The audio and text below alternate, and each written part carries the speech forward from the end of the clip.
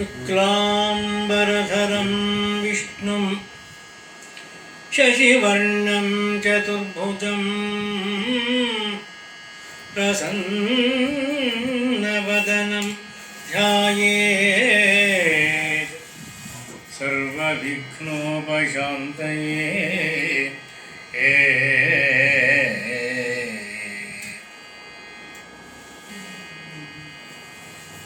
ಮೂಗು ಕೈಯೊಂದಾದ ನಾಗನ ಮೊಗೆದವನೇ, ಮೂಗು ಕೈಯೊಂದಾದ ನಾಗನ ಮೊಗದವನೇ, ಜಾಗವಿಲ್ಲದೆ ಬಿಲದೊಳಗಿಗನ ಏರಿದನೆ, ಹಗಲಲಿದ್ದರೂ ಮಂಕಾದವನ ಮೊಗರ ಮುರಿದವನೇ, ಹಗಲಲಿದ್ದರೂ ಮಂಕಾದವನ ಪೊಗರ ಮುರಿದವನೇ, ನಗು ಮೊಗದ ಚಲುವನ ಸೋದರಳಿಯ, ನಗು ಮೊಗದ ಚಲುವನ ಸೋದರಳಿಯ.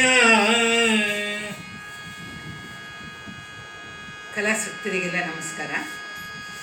ಈ ದಿನ ನಾವೊಂದು ವಿಶಿಷ್ಟವಾದ ಸಾಹಿತ್ಯದ ಪ್ರಕಾರವನ್ನು ನಿಮಗೆ ಪರಿಚಯಿಸ್ತಾ ಇದ್ದೀವಿ. ನಮ್ಮ ಕನ್ನಡ ಸಾಹಿತ್ಯದ ಚರಿತ್ರೆಯನ್ನು ನಾವು ಅವಲೋಕಿಸಿದರೆ ಮೊದಲಿಗೆ ನಿಮಗೆ ಕಾಣುವುದು ಜೈನ ಸಾಹಿತ್ಯ. ಅದಾದ ಮೇಲೆ ಕಾಣಬರುವಂತಹದ್ದು ವಚನ ಸಾಹಿತ್ಯ. ವೀರಶೈವ ಸಾಹಿತ್ಯದ ಚಳವಳಿ ಸಂದರ್ಭದಲ್ಲಿ ವಚನ ಸಾಹಿತ್ಯಗಳನ್ನು ನೋಡ್ತೀವಿ. ಅದಾದಮೇಲೆ ಬರುವುದು ಭಾಗವತರಾದಂತಹ ಕುಮಾರವ್ಯಾಸ ಮತ್ತೊಬ್ಬರು.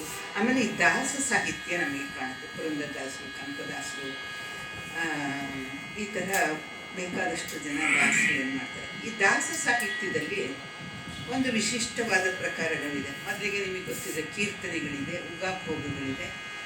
ಆಮೇಲೆ ಈ ಮುಂಡಿಗೆಗಳು ಅನ್ನೋದು ಒಂದು ಪ್ರಕಾರ ದಾಸ ಸಾಹಿತ್ಯದ ವಿಚಿತ್ರವಾದ ಒಂದು ವಿಶಿಷ್ಟವಾದ ಒಂದು ಪ್ರಕಾರ. ಈ ಮುಂಡಿಗೆಯ ಒಂದು ಇತಿಹಾಸವನ್ನು ನಾವು ಕೆದಕುವುದಕ್ಕೆ ಹೋದರೆ ನಮಗೆ ವಚನ ಸಾಹಿತ್ಯದಲ್ಲಿ ಬರುವಂತಹ ಬಹಳ ಶ್ರೇಷ್ಠ ಆದಂತಹ ಅಲ್ಲಮ ಪ್ರಭುವಿನ ಬೆಳಗಿನ ವಚನಗಳ ಅದರ ಮೂಲ ಅಂತ ಹೇಳ್ತಾರೆ. ಏನಿದು ಬೆಳಗಿನ ವಚನಗಳಾಗಲಿ ಅಥವಾ ಈ ಮುಂಡಿಗೆಗಳಾಗಲಿ ಅಂದರೆ, ಬೆಳಗಿನ ವಚನಗಳು ಅವು ಏನು ನಮಗೆ ಕಾಣುತ್ತೆ ಆ ಅರ್ಥ ಅದರಲ್ಲಿ ಇರುವುದಿಲ್ಲ. ಅದು ವಿಶಿಷ್ಟವಾದಂತಹ ಆಧ್ಯಾತ್ಮಿಕದ ಅನುಭವದ ತಾತ್ವಿಕವಾದಂತಹ ಅರ್ಥಗಳನ್ನು ಒಳಗೊಂಡಿರುತ್ತೆ. ಆ ಒಂದು ತತ್ವದ ಆಳಕ್ಕೆ ಇಳಿದವರಿಗೆ ಮಾತ್ರ ಬಹುಶಃ ಅದು ಬಿಡಿಸುವುದಕ್ಕೆ ಸಾಧ್ಯ ಆಗುತ್ತೆ. ಅದೇ ರೀತಿ ಬಹುಶಃ ನನಗನ್ನಿಸುವ ಮಟ್ಟಿಗೆ ಈ ಅಲ್ಲಮ ಪ್ರಭುವಿನ ಬೆಳಗಿನ ವಚನಗಳಿಂದ ಸ್ಫೂರ್ತಿ ಪಡೆದಿರಬಹುದು. ಅಥವಾ ಲೈಕ್ ಮೈಂಡ್ಸ್ ಥಿಂಕ್ ಅಲೈಕ್ ಅಂತ ಒಂದು ಇಂಗ್ಲೀಷಲ್ಲಿ ಒಂದು ಮಾತನ್ನು ಹೇಳ್ತಾರೆ. ಸಮಾನವಾದಂತಹ ಮನಸ್ಸು ಸಮಾನ ರೀತಿಯಲ್ಲಿ ಚಿಂತಿಸುತ್ತವೆ ಅಂತ. ಹಾಗೆ ಈ ದಾಸ ಸಾಹಿತ್ಯಕ್ಕೆ ಬಂದಾಗ ಒಂದು ಮುಂಡಿಗೆಗಳು ಅನ್ನೋ ಒಂದು ವಿಶಿಷ್ಟ ಪ್ರಕಾರವನ್ನು ನೋಡ್ತೀವಿ. ಇದು ನೇರವಾಗಿ ಯಾವುದನ್ನು ಹೇಳೋದಿಲ್ಲ, ಸುತ್ತಿ ಬೆಳೆಸಿ ಅಥವಾ ಒಂದು ಯಾವುದೋ ಒಂದು ಪ್ರತಿಮೆಯ ರೂಪಕದ ಪರಿಭಾಷೆಯಲ್ಲಿ ಕೆಲವು ತಾತ್ವಿಕವಾದಂಥ ಅನುಭವವಾದಂಥ ಕೆಲವು ಅವರ ತತ್ವದ ಪ್ರಮೇಯಗಳನ್ನು ಹೇಳ್ತಾ ಹೋಗ್ತಾರೆ. ಅದರ ಒಂದು ಆಳವಾದ ಅಧ್ಯಯನ ಮಾಡಿದವರಿಗೆ ಇವುಗಳು ಅರ್ಥವಾಗುತ್ತೆ. ಇನ್ನು ಮುಂಡಿಗೆಗಳಂದರೆ ಒಂದು, ಈಗ ನಾವು ಅತ್ಯಂತ ಬಲಶಾಲಿಯಾದಂಥ ವ್ಯಕ್ತಿ ತನ್ನ ಮುಷ್ಟಿಯನ್ನು ಬಿಗಿಯಾಗಿ ಹಿಡ್ಕೊಂಡ್ರೆ ಅದನ್ನು ಬಿಡಿಸುವುದು ಎಷ್ಟು ಕಷ್ಟವೋ, ಹಾಗೆಯೇ ಮುಂಡಿಗೆಗಳ ಅರ್ಥವನ್ನು ಆಳವನ್ನು ಹೊಕ್ಕು ಅದನ್ನು ಅರ್ಥವನ್ನು ಬಿಡಿಸುವುದು ಬಹುಶಃ ಅಷ್ಟೇ ಕಷ್ಟವಾಗುತ್ತೆ. ಇನ್ನು ಮುಂಡಿಗೆಗಳಲ್ಲಿ 2-3 ಪ್ರಕಾರವಿದೆ. ಒಂದು ಪೌರಾಣಿಕ ವಾವೆ ವರ್ಷೆ ಮುಂಡಿಗೆ ಅಂತ ಹೇಳ್ತಾರೆ. ಅಂದರೆ ಪುರಾಣ ಸಂಬಂಧವಾದಂತಹ ಕಥೆಗಳನ್ನು ಆಧರಿಸಿ ನೇರವಾಗಿ ಯಾವುದನ್ನು ಹೇಳದೆ ಸುತ್ತಿ ಬಳಸಿ ಆ ವ್ಯಕ್ತಿಯ ಒಂದು ಸ್ವಭಾವ ಇರ್ಬೋದು, ರೂಪ ಇರ್ಬೋದು, ಅಥವಾ ಪ್ರಸಂಗವಿರ್ಬೋದು, ಈ ರೀತಿ ಅವುಗಳನ್ನು ಎತ್ತಿ ಹೇಳಿ ಆ ಮೂಲಕ ಆ ಸೂಚನೆಯನ್ನು ಕೊಡುವುದು ಯಾರ ಬಗ್ಗೆ ಹೇಳ್ತಾ ಇದ್ದೀವಿ ಅಂತ. ಹೀಗೆ ಒಂದು ಕ್ಲಿಷ್ಟಕರವಾದಂತಹ ಒಗಟಿನಂತಹ ಒಂದು ರಚನೆ ಈ ಮುಂಡಿಗೆಗಳು. ಅದರಲ್ಲಿ ಒಂದು ಪುರಾಣದ ವಾವೆ ವರ್ಷ ಮುಂಡಿಗೆ, ಇನ್ನೊಂದು ಅನುಭಾವದ ಮುಂಡಿಗೆ, ತಾತ್ವಿಕ ಮುಂಡಿಗೆ ಅಂತೆಲ್ಲ ಬರುತ್ತೆ. ಅನುಭಾವದ ಮುಂಡಿಗೆ, ತಾತ್ವಿಕ ಮುಂಡಿಗೆಗಳನ್ನು ಅದರಲ್ಲಿ ಒಂದಿಷ್ಟು ಪರಿಶ್ರಮ ಇದ್ದವರಿಗೆ ಮಾತ್ರ ಬಿಡಿಸುವುದಕ್ಕೆ ಸಾಧ್ಯ. ಎಲ್ರಿಗೂ ಆಗಲ್ಲ, ಅವ್ರಿಗೂ ಕಷ್ಟ ಆಗುತ್ತೆ. ಇನ್ನು ಪುರಾಣದ ವಾವೆ ವರ್ಷ ಮುಂಡಿಗೆ ಅಂತಂದ್ರೆ ಪುರಾಣದ ಒಂದು ಆಳವಾದ ಜ್ಞಾನ ಇರುವಂಥವರು ಸ್ವಲ್ಪ ಮಟ್ಟಿಗೆ ಇದನ್ನು ಬಿಡಿಸ್ಬೋದು. ಏನೇ ಆದ್ರೂ ಈ ಮುಂಡಿಗೆಗಳನ್ನು ಕೇಳಿದಾಗ ಅಥವಾ ಓದಿದಾಗ ಅದನ್ನು ಬಿಡಿಸಿದಾಗ ಒಂದು ಕ್ಲಿಷ್ಟವಾದ ಒಂದು ಪ್ರಶ್ನೆ ಪತ್ರಿಕೆಯನ್ನು ಬಿಡಿಸಿದಷ್ಟೇ ಒಂದು ಸಂತೋಷ ಉಂಟಾಗೋದು ಮಾತ್ರ ನಿಜ. ಹಾಗೆ ಈ ಮುಂಡಿಗೆಗಳಲ್ಲಿ ಕನಕದಾಸರು ಬಹಳ ಪ್ರಸಿದ್ಧರಾದರು. ಅವರ ಮುಂಡಿಗೆಗಳನ್ನು ಕುರಿತು ಕುರ್ಲಿ ಬಿಂದು ಮಾಧವಾಚಾರ್ಯನವರು ಒಬ್ರು ಹೇಳಿದ್ದಾರೆ, ಕನಕನನ್ನು ಕೆಣಕಬೇಡ ಕೆಣಕಿ ತಿಣಕಬೇಡ ಅಂತ ಹೇಳಿದ್ದಾರೆ. ಅಂದರೆ ಕನಕನ ಮುಂಡಿಗೆಗಳಿಗೆ ಕೈ ಹಾಕಿದರೆ ಅದನ್ನು ಬಿಡಿಸಿ ಅರ್ಥ ಮಾಡ್ಕೊಳ್ಳೋದು ಎಂಥವರಿಗಾದರೂ ತುಂಬ ಕಷ್ಟ. ಅದಕ್ಕೆ ಈ ಒಂದು ಮಾತು ಆ ಕನಕದಾಸರ ಮುಂಡಿಗೆಗಳ ಕ್ಲಿಷ್ಟತೆಯ ಬಗ್ಗೆ ಹುಟ್ಟಿಕೊಂಡಿರುವಂಥದ್ದು. ಕನಕನನ್ನು ಕೆಣಕಬೇಡ ಕೆಣಕಿ ತಿಣಕಬೇಡ ಅಂತ ಹೇಳಿ. ಹಾಗೆ ಆ ಮುಂಡಿಗೆ ಆಮೇಲೆ ಅಲ್ಲೊಂದು ಇಲ್ಲೊಂದು ಕಾಣ್ತೀವಿ. ಪುರಂದರದಾಸರು ಕೆಲವೊಂದು ಬರೆದಿದ್ದಾರೆ.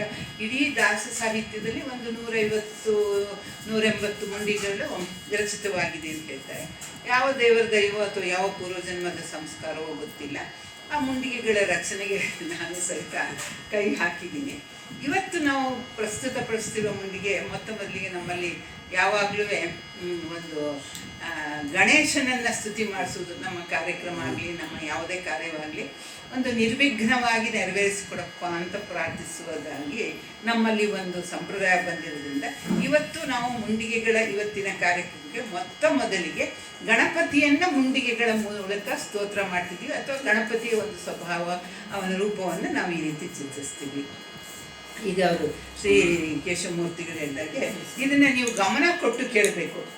ಆಗ ನಿಮಗೆ ಇದನ್ನು ಬಿಡಿಸುವುದಕ್ಕೆ ಒಂದು ಹೊಳಪು ಸಿಗುತ್ತೆ, ಇದಾಗಿರುತ್ತೆ. ಅದರಿಂದ ಪ್ರತಿಯೊಂದು ಸಾಲನ್ನು ಪ್ರತಿಯೊಂದು ಪದವನ್ನು ನೀವು ಕೇಳ್ತಾ ಹೋದರೆ ಈ ಮುಂಡಿಗೆಗಳನ್ನು ನೀವು ಆಸ್ವಾದಿಸ್ಬೋದು. ಈಗ ಮೂಗು ಕೈಯೊಂದಾದ ನಾಗನ ಮೊಗದವನೇ ಅಂತ ಮೊದಲು ಬರುತ್ತೆ. ಮೂಗು ಕೈ ಎರಡುವೆ. ಈಗ ಮೂಗು ಮತ್ತು ಕೈ ಎರಡನ್ನೂ ಒಂದೇ ಥರದಲ್ಲಿ ಅಥವಾ ಆ ಒಂದು ಅಂಗವನ್ನು ಮೂಗಿನ ರೀತಿಯಲ್ಲೂ ಕೈಯಿನ ರೀತಿಯಲ್ಲೂ ಬಳಸುವಂತಹ ಪ್ರಾಣಿ ಯಾವುದು?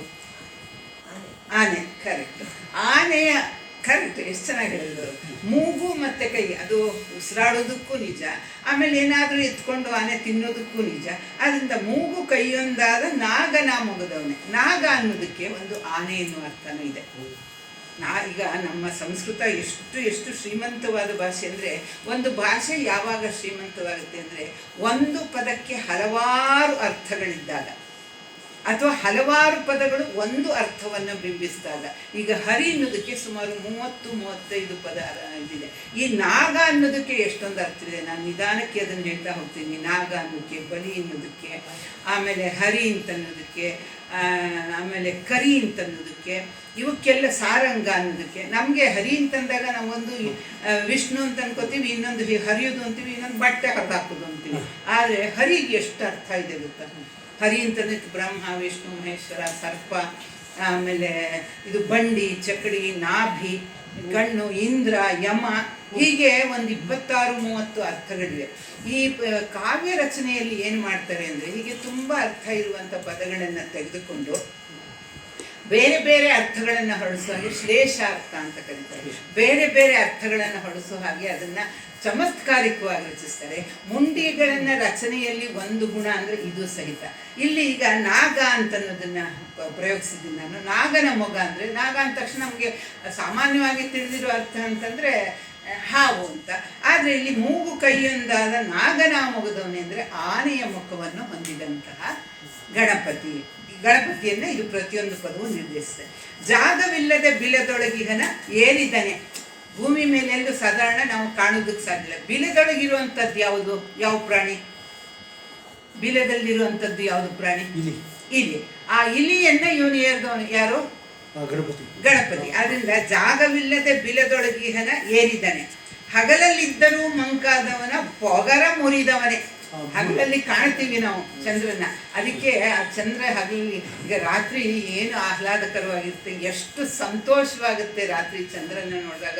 ಅದರಲ್ಲೂ ಶರತ್ ಚಂದ್ರ ಅಂತ ಹೇಳ್ತಾರೆ. ಶರತ್ ಕಾಲದಲ್ಲಿ ಮಳೆಗಳೆಲ್ಲ ಮುಗಿದ್ಬಿಟ್ಟು ಸುಮಾರು ನವೆಂಬರ್ ತಿಂಗಳಲ್ಲಿ, ಕಾರ್ತಿಕ ಮಾಸ ಆದಮೇಲೆ ಬರುವಂಥ ಶರತ್ಕಾಲದಲ್ಲಿ ಶುಭ್ರವಾದ ಆಕಾಶ. ಆ ಶುಭ್ರವಾದ ಆಕಾಶದಲ್ಲಿ ಆ ಚಂದ್ರ ಬಂದಾಗ ಅದು ಏನು ಎಷ್ಟು ಕವಿಗಳಿಗೆ ಸ್ಫೂರ್ತಿ ನೀಡಿದೆಯೋ, ಎಷ್ಟು ವಿರಹಗಳಿಗೆ ಇನ್ನಷ್ಟು ಬೇಸರ ತಂದಿದೆಯೋ ಗೊತ್ತಿಲ್ಲ.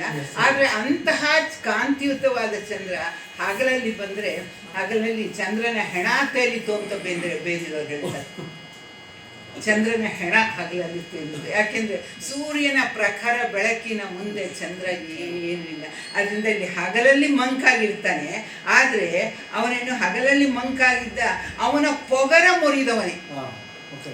ಯಾವುದು ಗಣಪತಿಯ ಬಗ್ಗೆ ಈ ಮುಂಡಿಗೆ ಬರ್ತಾ ಇದ್ದು, ಅವನು ಚಂದ್ರನ ಪೊಗರನ್ನ ಜಂಬವನ್ನು ಮುರಿತಾನೆ. ಆ ಕಥೆ ನಿಮಗೆ ಗೊತ್ತಿರ್ಬೋದು ಅಂತ ಕಾಣುತ್ತೆ. ಯಾವುದು ಸಮಂತ ಕೋಪಾಖ್ಯಾನ ಬರುತ್ತಲ್ಲ, ಅಂಥ ಸಂದರ್ಭದಲ್ಲಿ ಅವನು ಗಣಪತಿ ಪೂಜೆ ಮಾಡಿದ್ಮೇಲೆ ಎಲ್ಲರ ಪೂಜೆಯನ್ನು ಕೊಂಡು ಒಂದು ಭಕ್ತಿ ಕಡುಬನ್ನು ತಿಂದು ಅಲ್ಲಿ ಸಂಚಾರ ಮಾಡ್ತಾ ಇರ್ತಾನೆ. ಚಂದ್ರ ಮಹಾಸುಂದರ. ಅದರಲ್ಲಿ ರಾತ್ರಿ ಹೊತ್ತು ಅವನನ್ನು ಅರಳು ಚಂದ್ರನನ್ನು ಕೇಳಬೇಕೆ, ಎಲ್ಲರೂ ಮರಳಾಗುವಂಥವ್ರು. ಇವನು ಏನು ಆನೆ ಮುಖ, ದೊಡ್ಡ ಕಿವಿ, 4 ಕೈ, ಎಷ್ಟು ಹೊಟ್ಟೆ, ಇಷ್ಟು ದೊಡ್ಡ ಮನೆ, ಹೋಗ್ತಿರೋದು ಒಂದು ಇಲಿ ಮೇಲೆ. ನಗುದಕ್ಕಿನೆಂದು ಒಂದು ಇವನದ್ದೊಂದು ವಿರೂಪವನ್ನು ನೋಡಿ ಅಥವಾ ವಿಚಿತ್ರ ಸ್ವರೂಪವನ್ನು ನೋಡಿ ಅವನಿಗೆ ತಮಾಷೆ ಅನಿಸ್ತು. ಅಲ್ಲಿ ಯಾತಕ್ಕೆ ನಕ್ಕ ಅಂದರೆ, ಈ ಗಣಪತಿ ಏರಿದ್ದಂತಹ ಇಲಿ ಒಂದು ಹಾವನ್ನು ನೋಡುತ್ತೆ. ಒಂದು ಹಾವು ಅಲ್ಲಿ ಹರಿಯುವುದನ್ನು ನೋಡಿದಾಗ ಏನಾಯಿತು, ಇಲಿಯ ಶತ್ರು ಹಾವು. ಹಾವಿನ ಶತ್ರು ಇಲಿಯಕ್ಕಿಂತ ಇಲಿಯ ಶತ್ರು ಹಾವು ಇಲಿಯನ್ನು ನೋಡಿದ ತಕ್ಷಣ, ಅದನ್ನು ನೋಡಿದ ತಕ್ಷಣ ಇಲಿ ಏನಾಯಿತು, ಅಲ್ಲಿ ಗಣಪತಿ ವಾಹನವಾಗಿದ್ದು ಜಾರ್ಕೊಂಡು ಹೊರಟೋದು. ಗಣಪತಿ ಏನಾದ ಗಣಪತಿ ಇಲಿ ಕೆಳಗಡೆ ಕೂತಿದ್ದು ಹೊರಟೋದು. ಬಿದ್ದಾಗ ಒಂದು ಡುಮ್ ಹೊಟ್ಟೆ, ಅದ್ರಲ್ಲಿ ಬರ್ತಿ ಕಡುಬು ಮತ್ತೊಂದು ಅಂತ. ಆ ಹೊಟ್ಟೆ ಏನಾಯ್ತು, ಡುಮ್ ಹೊಟ್ಟೆ ಏನಾಯ್ತು, ಒಡೆದು ಹೋದ ತಕ್ಷಣ ನೋಡ, ಏನಿದು ವಿಚಿತ್ರ ದೇಶ, ಇಷ್ಟು ಬುಟ್ಟಿಲಿ ಮೇಲೆ ಹೋಗ್ತಾ ಇದ್ದಾನೆ, ಎಷ್ಟು ದಪ್ಪ ಶರೀರ, ಎಷ್ಟು ಹೊಟ್ಟೆ, ಎಷ್ಟು ಆನೆ ಮುಖ, ನಾನು ಎಂಥ ಸುಂದರ, ಇವನು ಹೀಗೆ ಅಂಥೇಳಿ ಅಹಂಕಾರ. ಚಂದ್ರ ಏನು ಮಾಡ್ದ, ಅಹಂಕಾರದಿಂದ, ತನ್ನ ರೂಪದ ಅಹಂಕಾರದಿಂದ ಕಿಸ್ ಕಿಸ್ ಕಿಸ್ ಕಿಸಿ ನಕ್ಬಿಟ್ಟ. ಸಿಟ್ಟು ಬರಲ್ವಾ ಯಾರಿಗಾರು ನಿನ್ನ ನೋಡಿ ನಕ್ರೆ? ಯಾರಿಗಾರು ಸಿಟ್ಟು ನಿನಗೆ ಸಿಟ್ಟು ಬರುತ್ತಲ್ಲ, ಸಿಟ್ಟು ಬಂದುಬಿಡ್ತು. ಆಗ ಅವನೇನು ಮಾಡ್ದ, ಇಲ್ಲಿ ಒಂದು ಆನೆ ದಂತ ಇತ್ತು, ಅದನ್ನು ಮುರಿದು ಬಿಟ್ಟು, ನಿನ್ನ ರೂಪದಿಂದ ನೀನು ಇಷ್ಟು ಅಹಂಕಾರ ಪಡ್ತಿದೀಯಾ, ನಿನ್ನ ರೂಪ ಶಾಶ್ವತವಾಗಿ ನಾಶವಾಗಲಿ, ನೀನು ಕಪ್ಪಾಗಿ ಹೋಗು ಅಂತ ಶಾಪ ಕೊಟ್ಬಿಟ್ಟ. ಅಮಾವಾಸ್ಯೆ ಅನ್ನೋದು ಅಲ್ಲಿವರೆಗೂ ಇರಲಿಲ್ಲ. ಹುಣ್ಣಿಮೆ ಅಮಾವಾಸ್ಯೆ ಅಂತ ಚಂದ್ರ ಯಾವಾಗಲೂ ಬೆಳಗ್ತಾ ಇದ್ದ. ಆಮೇಲೆ ಹೇಳ್ತಾರೆ, ಯಾವುದನ್ನು ನೋಡಿ ಇಲಿ ಓಡೋಯ್ತು, ಇಲ್ಲಿ ಯಾವುದನ್ನು ನೋಡಿ ಓಡೋಯ್ತು, ಹಾವನ್ನು ನೋಡಿ. ಆಗ ಎಲ್ಲ ನನ್ನ ಹೊಟ್ಟೆ ಹೊಡೆಯೋದಕ್ಕೆ ಕಾರಣವಾದೆ ಅಂತೇಳಿ ಎಲ್ಲ ತಮಾಷೆಗಿದೆ ಹೇಳ್ತಾರೆ. ಹೊಟ್ಟೆಗೆಲ್ಲ ಕಡುಬು ಗಿಡುಬೆಲ್ಲ ತುಂಬಿಕೊಂಡ್ಬಿಟ್ಟು ಅದನ್ನು ಹಿಂಗೆ ಸೇರಿಸ್ಕೊಂಡು ಆ ಹಾವನ್ನೇ ತಗೊಂಡು ಅದನ್ನು ಹೊಟ್ಟೆಗೆ ಬಿಗಿಯಾಗಿ ಕಟ್ಕೊಂಡ, ಬೆಲ್ಟ್ ಥರ ಕಟ್ಕೊಂಡ. ಅದಕ್ಕೆ ನಾಗಬಂಧ ಅಂತಲೂ ಗಣಪತಿಗೆ ಕಳಿಸ್ತಾರೆ. ನಾಗಬಂಧ ಅಂತ ಕರೆಯೋದು ಅದಕ್ಕೋಸ್ಕರ. ಹಾಗೆ ಹಗಲಲ್ಲಿದ್ದರೂ ಮಂಕಾದವನ ಪೊಗರ ಮುರಿದವನೇ, ನಗು ಮೊಗದ ಚೆಲುವನ ಸೋದರಳಿಯ. ನಗು ಮೊಗದ ಚೆಲ ಅಂದರೆ ಮಂದಸ್ಮಿತನಾದಂತಹ ಸುಂದರನಾದಂತಹ ದೇವರು ಕೃಷ್ಣನ ಸೋದರಳಿಯ. ಕೃಷ್ಣನ ಸೋದರಿಯ ಅಥವಾ ವಿಷ್ಣುವಿನ ಸೋದರಳಿಯ ಹೇಗೆ ಗಣಪತಿ. ವಿಷ್ಣುವಿನ ತಂಗಿ ಯಾರು? ಪಾರ್ವತಿ. ತಂಗಿ ಹೇಗೆ ಅವಳು ಪಾರ್ವತಿ? ನೀವು ಯಾರಾದ್ರೂ ಯೋಚನೆ ಮಾಡಿದ್ರೆ? ಅಲ್ಲ, 7ನೇ ಅವತಾರ ಅಲ್ಲ, 8ನೇ ಅವತಾರದಲ್ಲೇ ಕೃಷ್ಣ ಹುಟ್ಟಿದಾಗ ಅವನು ವಿಷ್ಣು ಪ್ರತ್ಯಕ್ಷ ಆಗಿ ಹೇಳ್ತಾನೆ, ಈಗ ಇದು 8ನೇ ಸಂತಾನದಿಂದ ತಾನೇ ಅವನಿಗೆ ಮೃತ್ಯು ಅಂತಿದ್ದು.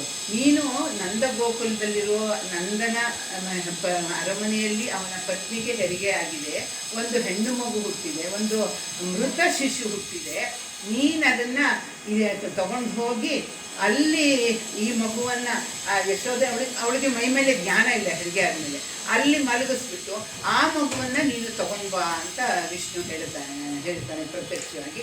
ಹಾಗೆ ಹೋದಾಗ ಅಂದರೆ ನಂದನ ಪತ್ನಿಯ ಹೊಟ್ಟೆಯಲ್ಲಿ ಹುಟ್ಟಿದವಳು ಇವಳು, ಆಮೇಲೆ ನಂದನ ಹೆಂಡತಿ ಸಾಕಿದವನು ಇವನು ಕೃಷ್ಣ. ಆದ್ದರಿಂದ ಅವರಿಬ್ಬರು ಅಣ್ಣ ತಂಗಿಯರಾದಾಗ ಆಗಿಬಿಟ್ಟು ಅವನು ಸೋದರಳಿಯ ಅಂತ ಹೇಳಿ, ಅಣ್ಣ ತಂಗಿಯ ಮಗ ಸೋದರಳಿಯ ಅಂತ ಹೇಳಿ, ಹೀಗೆ ಅವಳು ಪಾರ್ವತಿ ವಿಷ್ಣುವಿಗೆ ಅಥವಾ ಕೃಷ್ಣನಿಗೆ ತಂಗಿ ಆಗ್ತಾಳೆ ಅಂತ ಹೇಳಿ. ಅದರಿಂದ ನಗು ಮೊಗದ ಚೆಲುವನ ಸೋದರಳಿಯ ಅವನು ಗಣಪತಿ. ಕಾಲಿಲ್ಲದವನನ್ನು ಕಟಿಬಂಧ ಕೈದವನೇ, ಗೋರವ ಸುತ್ತಿದವನ ಸೋಲಿಸಿ ನಿಂದವನೇ. ಕಾಲಿಲ್ಲದವನನ್ನು ಕಟಿಬಂಧ ಕೈದವನೇ, ಗೋಲವ ಸುತ್ತಿದವನ ಸೋಲಿಸಿ ನಿಂದವನೇ ನಾಲಿಗೆ ಎರಡಿಹರ ತೊಡಿಗೆಯಾಗಿಟ್ಟವನ ನಾಲಿಗೆ ಎರಡಿಹರ ತೊಡುಗೆಯಾಗಿಟ್ಟವನ ನೀಲ ನೇರಿಳೆಯಂತೆ ನುಂಗಿದನ ಸತಿಯ ಗಂಧ ನೀಲ ನೇರಿಳೆಯಂತೆ ನುಂಗಿದನ ಸತಿಯ ಕಂದ ಕಾಲಿಲ್ಲದವನನ್ನು ಕಟಿಬಂಧ ಕೈದವನೇ ಕಾಲಿಲ್ಲದವನನ್ನು ಕಟಿಬಂಧ ಗೈದವನೇ ಕಾಲಿಲ್ಲದವನನ್ನ ಕಟಿಬಂಧ ಅಂದರೆ ಬೆಲ್ಟ್ ಅಂತ ಹೇಳ್ಬೋದು. ಯಾವುದನ್ನ? ಹಾವನ್ನೆಯ. ಇಲ್ಲಿ ಗಣಪತಿಯ ಒಂದು ಸ್ವರೂಪವನ್ನು, ಅವನ ವೇಷವನ್ನು, ಅವನ ಗುಣವನ್ನು, ಅವನ ಮಹಿಮೆಯನ್ನು, ಅವನ ಸಂಬಂಧಿಗಳನ್ನು ಹೀಗೆ ಸುತ್ತಿ ಬೆಳೆಸಿ ಇದನ್ನು ಹೇಳಕ್ಕೆ ಇದು ಒಂದು ಮುಂಡಿಗೆ ಅಂತ ಹೇಳ್ತಾರೆ. ಇದು ಈಗ ನಾವೇನು ಮಾಡ್ತಾ ಇದ್ದೀವಿ ಇದು ಒಂದು ವಿಶಿಷ್ಟ ಪ್ರಕಾರದ ಒಂದು ಸಾಹಿತ್ಯ. ಇದರ ಸಾಹಿತ್ಯದಲ್ಲಿ ವಚನ ಸಾಹಿತ್ಯದಲ್ಲಿ ಅಲ್ಲಮ್ಮನ ಬೆಳಗಿನ ವಚನಗಳು ಅಂತ ಹೇಳ್ತಾರೆ. ಆ ಬೆಳಗಿನ ವಚನಗಳ ಒಂದು ಛಾಯೆ ಇದರಲ್ಲಿ ಕಂಡ್ರು. ಅಲ್ಲಮ್ಮನವರು ನನ್ನ ಕಂಡ ಹಾಗೆ ನಾನು ಓದಿರುವ ಬೆಳಗಿನ ವಚನದಲ್ಲಿ ಹೀಗೆ ಪೌರಾಣಿಕವಾದದ್ದನ್ನು ಹೆಚ್ಚು ತಗೊಂಡಿಲ್ಲ. ಅಲ್ಲಿ ತುಂಬ ಕ್ಲಿಷ್ಟಕರವಾದ ಕೆಲವು ತಾತ್ವಿಕವಾದಂಥ ಅಂಶಗಳಿದೆ. ಅದನ್ನು ಯಾರಾದರೂ ಸರಿಯಾಗಿ ಅರ್ಥೈಸಿದರೆ ಮಾತ್ರ ನಾವು ಅರ್ಥ ಮಾಡ್ಕೊಳ್ಬೋದ್ರಿಂದ ಸಾಮಾನ್ಯರಿಗೆ ಅದನ್ನು ಅರ್ಥ ಮಾಡ್ಕೊಳ್ಳೋದಕ್ಕೆ ಸಾಧ್ಯ ಇಲ್ಲ.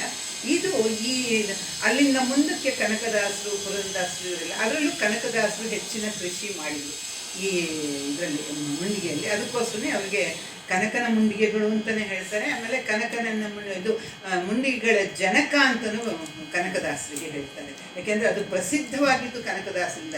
ಈ ಅಲ್ಲಮ್ಮನ ಬೆಳಗಿನ ವಚನಗಳೇನಾಯಿತು, ಅತೀ ಕ್ಲಿಷ್ಟತೆಯಿಂದಾಗಿ ಅದು ಸಾಮಾನ್ಯ ಜನರ ಗ್ರಹಿಕೆಗೆ ಬರುವುದಕ್ಕೆ ಸಾಧ್ಯವಾಗಿದೆ. ಸಾಮಾನ್ಯ ಜನರು ಅದನ್ನು ಅರ್ಥ ಮಾಡ್ಕೊಳ್ಳೋಕ್ಕೆ ಸಾಧ್ಯ ಇಲ್ಲ.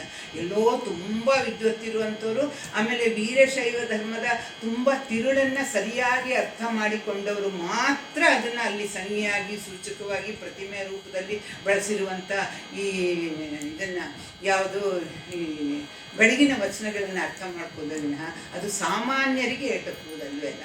ಆದರೆ ಕನಕದಾಸರದ್ದು ಏನು ಅಂದರೆ ಈ ಪೌರಾಣಿಕ ವಾವ್ಯವರ್ಸೆ ಮುಂಡಿಗೆ ಅಂತ ಹೇಳಿದ್ನಲ್ಲ, ಅದು ಪುರಾಣದ ಜ್ಞಾನ ಇರುವಂತಹ ಕೆಲವರಿಗಾದರೂ ಎಟಕುತ್ತೆ. ಅವರು ಬರೆದಿರುವಂಥ ಕೆಲವು ಮುಂಡಿಗೆಗಳು ಅದ್ವೈತ ಸಿದ್ಧಾಂತವನ್ನು ಆಳವಾಗಿ ಅರ್ಥ ಮಾಡ್ಕೊಂಡವ್ರಿಗೆ ಮಾತ್ರ ಅಷ್ಟೇ ಬಿಟ್ಟರೆ, ಆದರೆ ಪೌರಾಣಿಕ ವಾವ್ಯವರ್ಸೆ ಮುಂಡಿಗೆಗಳು ಈ ಪುರಾಣವನ್ನು ಒಂದಿಷ್ಟು ಅರ್ಥ ಮಾಡ್ಕೊಂಡವ್ರಿಗೆ ಆಗುತ್ತೆ. ಹಾಗಾಗಿ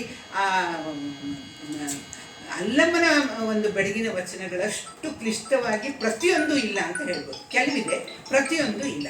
ಹಾಗಾಗಿ ಆ ಒಂದು ಇದು ಯತ್ನದಲ್ಲಿ ಇದು ಬರೆದಿರೋದು.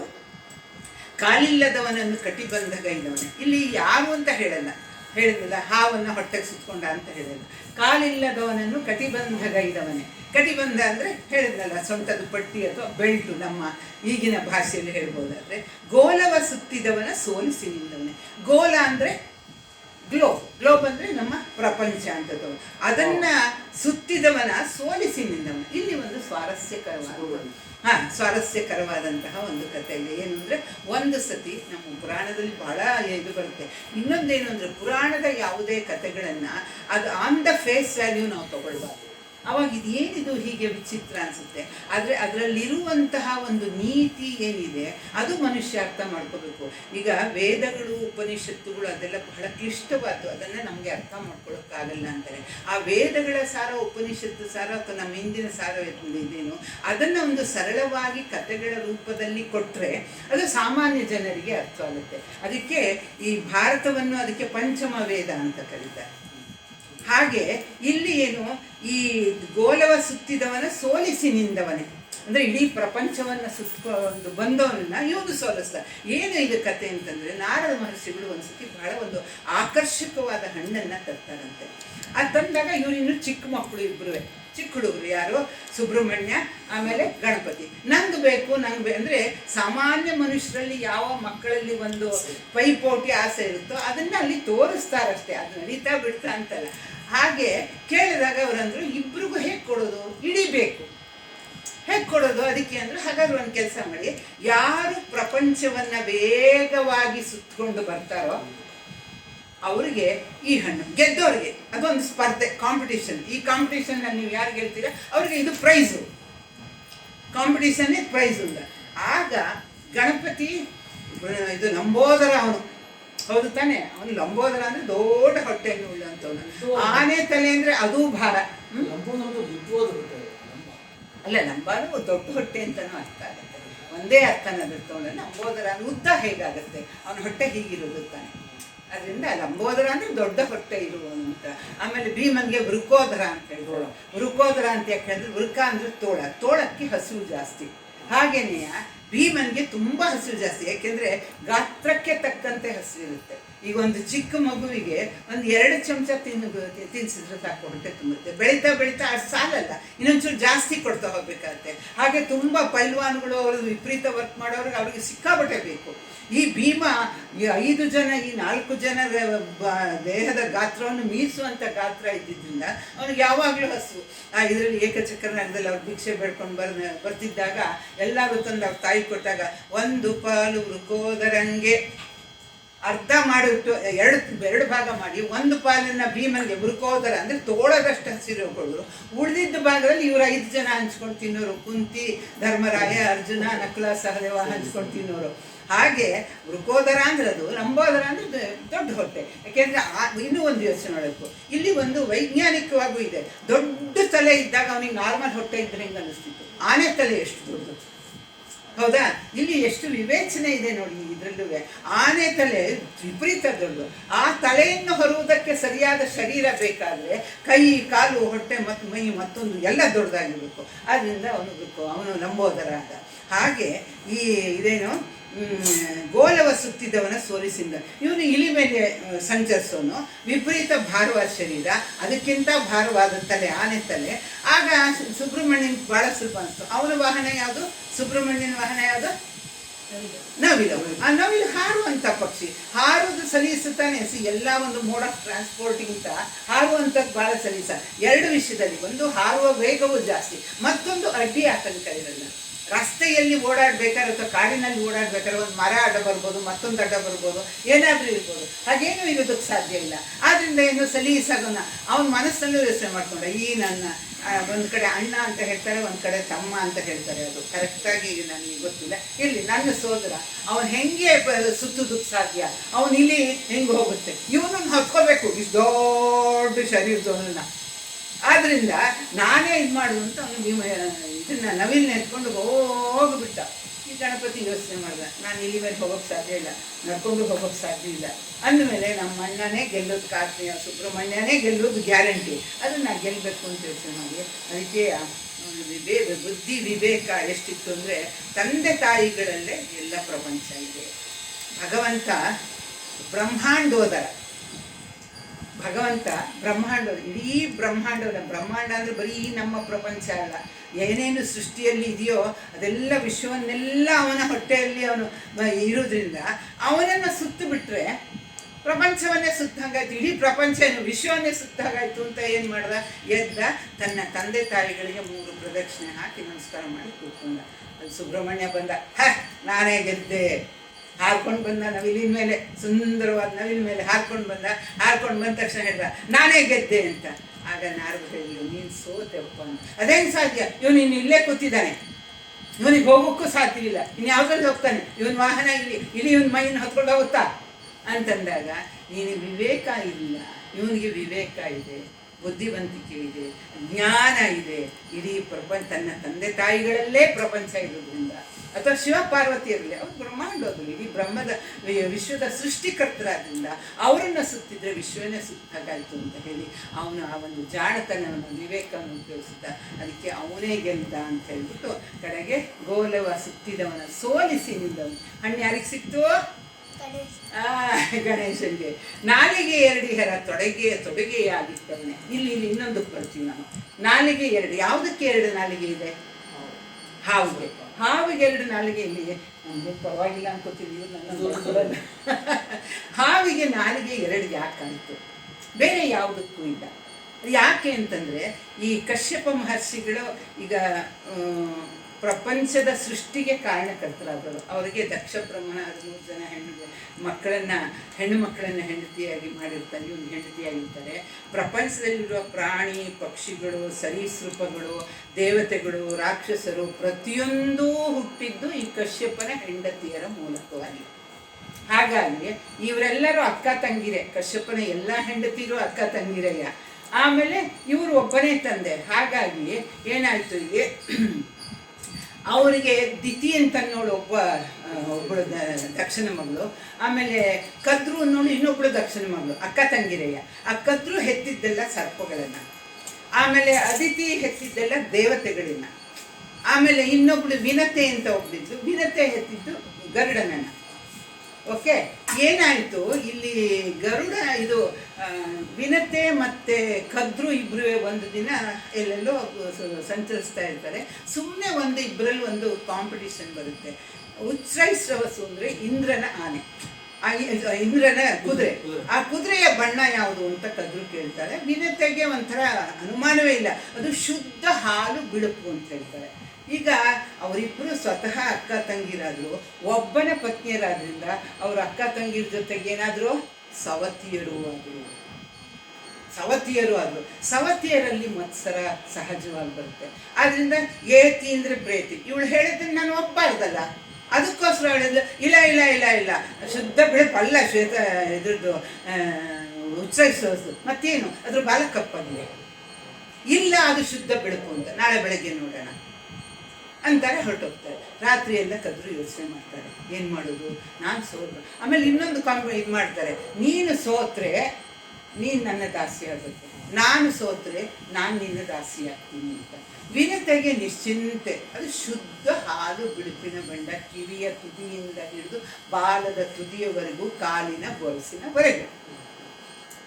ಆಗ ಏನು ಮಾಡಿದ್ಲು, ನಿಶ್ಚಿಂತೆಯಾಗಿ ಇವಳು ಮಲ್ಕಿದ್ಲು. ಇವಳು ಯಾರು ವಿನತೆ. ಕದ್ರು ಯೋಚನೆ ಮಾಡಿದ್ಲು, ನಾನು ಸೋಲುವುದೇ ನಿಶ್ಚಯ, ನಾನು ಸೋದು ಬಿಟ್ಟು ವಿನತೆಗೆ ನಾನು ನನ್ನ ಮಕ್ಕಳು ದಾಸಿ ಅಂತ ಇಲ್ಲ, ಏನಾದ್ರು ಮಾಡಿ ನಾನೇ ಗೆಲ್ಲಬೇಕು ಅಂತ ತನ್ನ ಕೆಲವು ಸರ್ಪಗಳಿಗೆ ಮಕ್ಕಳೆಲ್ಲ ಹೇಳ್ತಾನೆ, ನೀವು ತೆಳ್ಳಗಾಗಿ ಆ ನೆಲನ್ನ ಉತ್ಸಾಹಿಸೋಸ್ನ ಬಾಲದಲ್ಲಿ ಸೇರಿಕೊಂಡು ಅದು ಕಪ್ಪಾಗಿ ಕಾಣೋ ಹಾಗೆ ಮಾಡಬೇಕು ಅಂತ.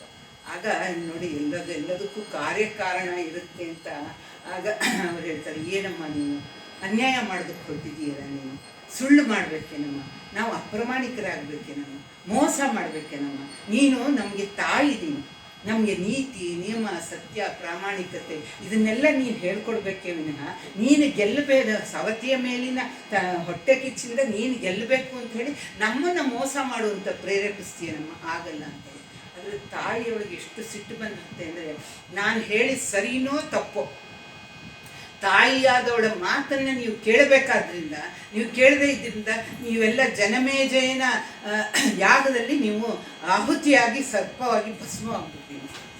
ಜನಮೇಜಯನ ಯಾಗದಲ್ಲಿ ಭಸ್ಮವಾಗಿರುವಂಥ ಸರ್ಪಗಳೆಲ್ಲ ಈ ಇವಳಿಂದ ಕದ್ರುವಿಂದ ಶಪಿತರಾದ ಅವಳ ಮಕ್ಕಳೇ. ಆಗ ಉಳಿದವು ಹೆದರ್ಕೊಂಡ್ಬಿಟ್ಟು ಆಯಿತು ಅಂದರೆ ಹೋಗ್ಬಿಟ್ಟು ತೆಳ್ಳಗಾಗಿ ಎಳೆಯ ರೀತಿಯಲ್ಲಿ ಅವಕ್ಕೆಲ್ಲ ಒಂದು ಕಾಮರೂಪ ಇರುತ್ತೆ ತಾನೆ, ಅದು ಸುತ್ಕೋತಾರೆ. ಅಲ್ಲಿಂದ ನೋಡ್ತಾರೆ, ಉಚ್ಛ್ರೈಸೋಸಿ ಹೋಗೋ ಪೂರ್ತಿ ಪಾದ ಕಪ್ಪಾಗಿರ್ತಾರೆ.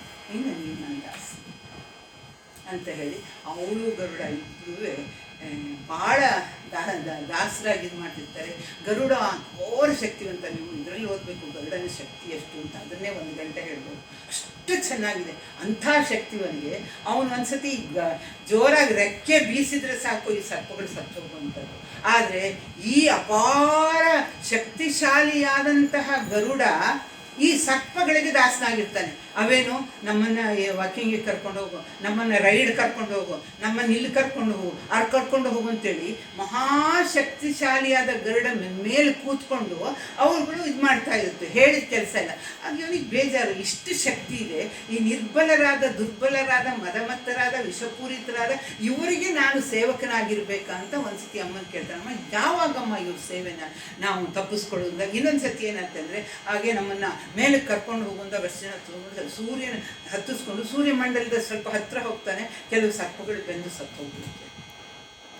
ಈಗ ಇವು ವಿನತೆಯನ್ನು ಕೇಳ್ತಾನಮ್ಮ, ನಾವೇನು ಮಾಡೋಣಮ್ಮ, ಏನಮ್ಮ ನಂಗೆ ಇಷ್ಟು ಶಕ್ತಿ ಇದೆ, ಪ್ರಪಂಚವನ್ನು ಗೆಲ್ಲುವ ಶಕ್ತಿ ಇದೆ, ನನ್ನ ಒಂದು ರೆಕ್ಕೆಯ ಹೊಡೆತದಿಂದ ನಾನು ಇಡೀ ಪ್ರಪಂಚವನ್ನು ನಾಶ ಮಾಡ್ಬೋದು, ಅಂಥದ್ರಲ್ಲಿ ಈ ದುರ್ಬಲರಾದ ಸತ್ವಗಳಿಗೆ ನಾನು ಹೇಳಿದ ಸೇವೆ ಮಾಡ್ಕೊಂಡಿರ್ಬೇಕೇನಮ್ಮ ಅಂದಾಗ ನಾ ಏನೂ ಮಾಡೋಕ್ಕಾಗಲ್ಲಪ್ಪ, ನೀ ಕದ್ರೂನೇ ಕೇಳಿದಾಗ ಅವಳು ಯೋಚನೆ ಮಾಡ್ತಾಳೆ, ಈ ಗರುಡನೇ ಅವರನ್ನು ಮೇಲೇರಿಸ್ಕೊಂಡು ಹೋದ್ರಿಂದ ಸೂರ್ಯನ ತಾಪದಿಂದ ಇವರೆಲ್ಲ ಸತ್ತೋದ್ರು ಒಂದಿಷ್ಟು ಜನ. ಹಾಗಾದರೆ ಆ ಸ್ವರ್ಗದ ಅಮೃತ ಸಿಕ್ಕಿಬಿಟ್ರೆ, ನನ್ನ ಮಕ್ಕಳೆಲ್ಲ ಅಮೃತ ಕುಡಿದು ಬಿಟ್ರೆ ಅವಕ್ಕೆ ಮರಣವೇ ಇಲ್ಲ ಅಂಥೇಳಿ, ಹಾಗಾದರೆ ನೀನು ಸ್ವರ್ಗದಿಂದ ಅಮೃತವನ್ನು ತಂದುಕೊಡು, ಆಗ ನಿನ್ನ ದಾಸ್ಯವನ್ನು ಬಿಡುಗಡೆ ಮಾಡ್ತೀವಿ ಅಂದ್ಲು. ಅವನು ಹೋದ. ಅದು ಚೆನ್ನಾಗಿದೆ, ಇನ್ಯಾವಾಗಲಾರು ಹೇಳ್ತೀನಿ, ಎಷ್ಟು ಆ ಫೈಟ್ ಮಾಡ್ತಾನೆ, ಹೇಗೆ ನಿಶ್ಚಯದಿಂದ ಅಂದರೆ ಕಡೆಗಂತೂ ಅಮೃತವನ್ನು ಬಿಡಿಸ್ಕೊಂಡು ಬರ್ತಾನೆ. ಬಂದಾಗ ಇಂದ್ರ ಕೇಳ್ತಾನೆ, ಯಾರಿಗೆ ಕೊಡ್ತಿದ್ದೀಯ ಅಂತಾನೆ. ಹೀಗೆ ಅಂದಾಗ ಅವು ಹೇಳಿ ಕೇಳಿ ಸ್ವಲ್ಪ ವಿಷಪೂರಿತವಾದವು, ಅವು ಅಮರರಾಗಿ ಬಿಟ್ಟರೆ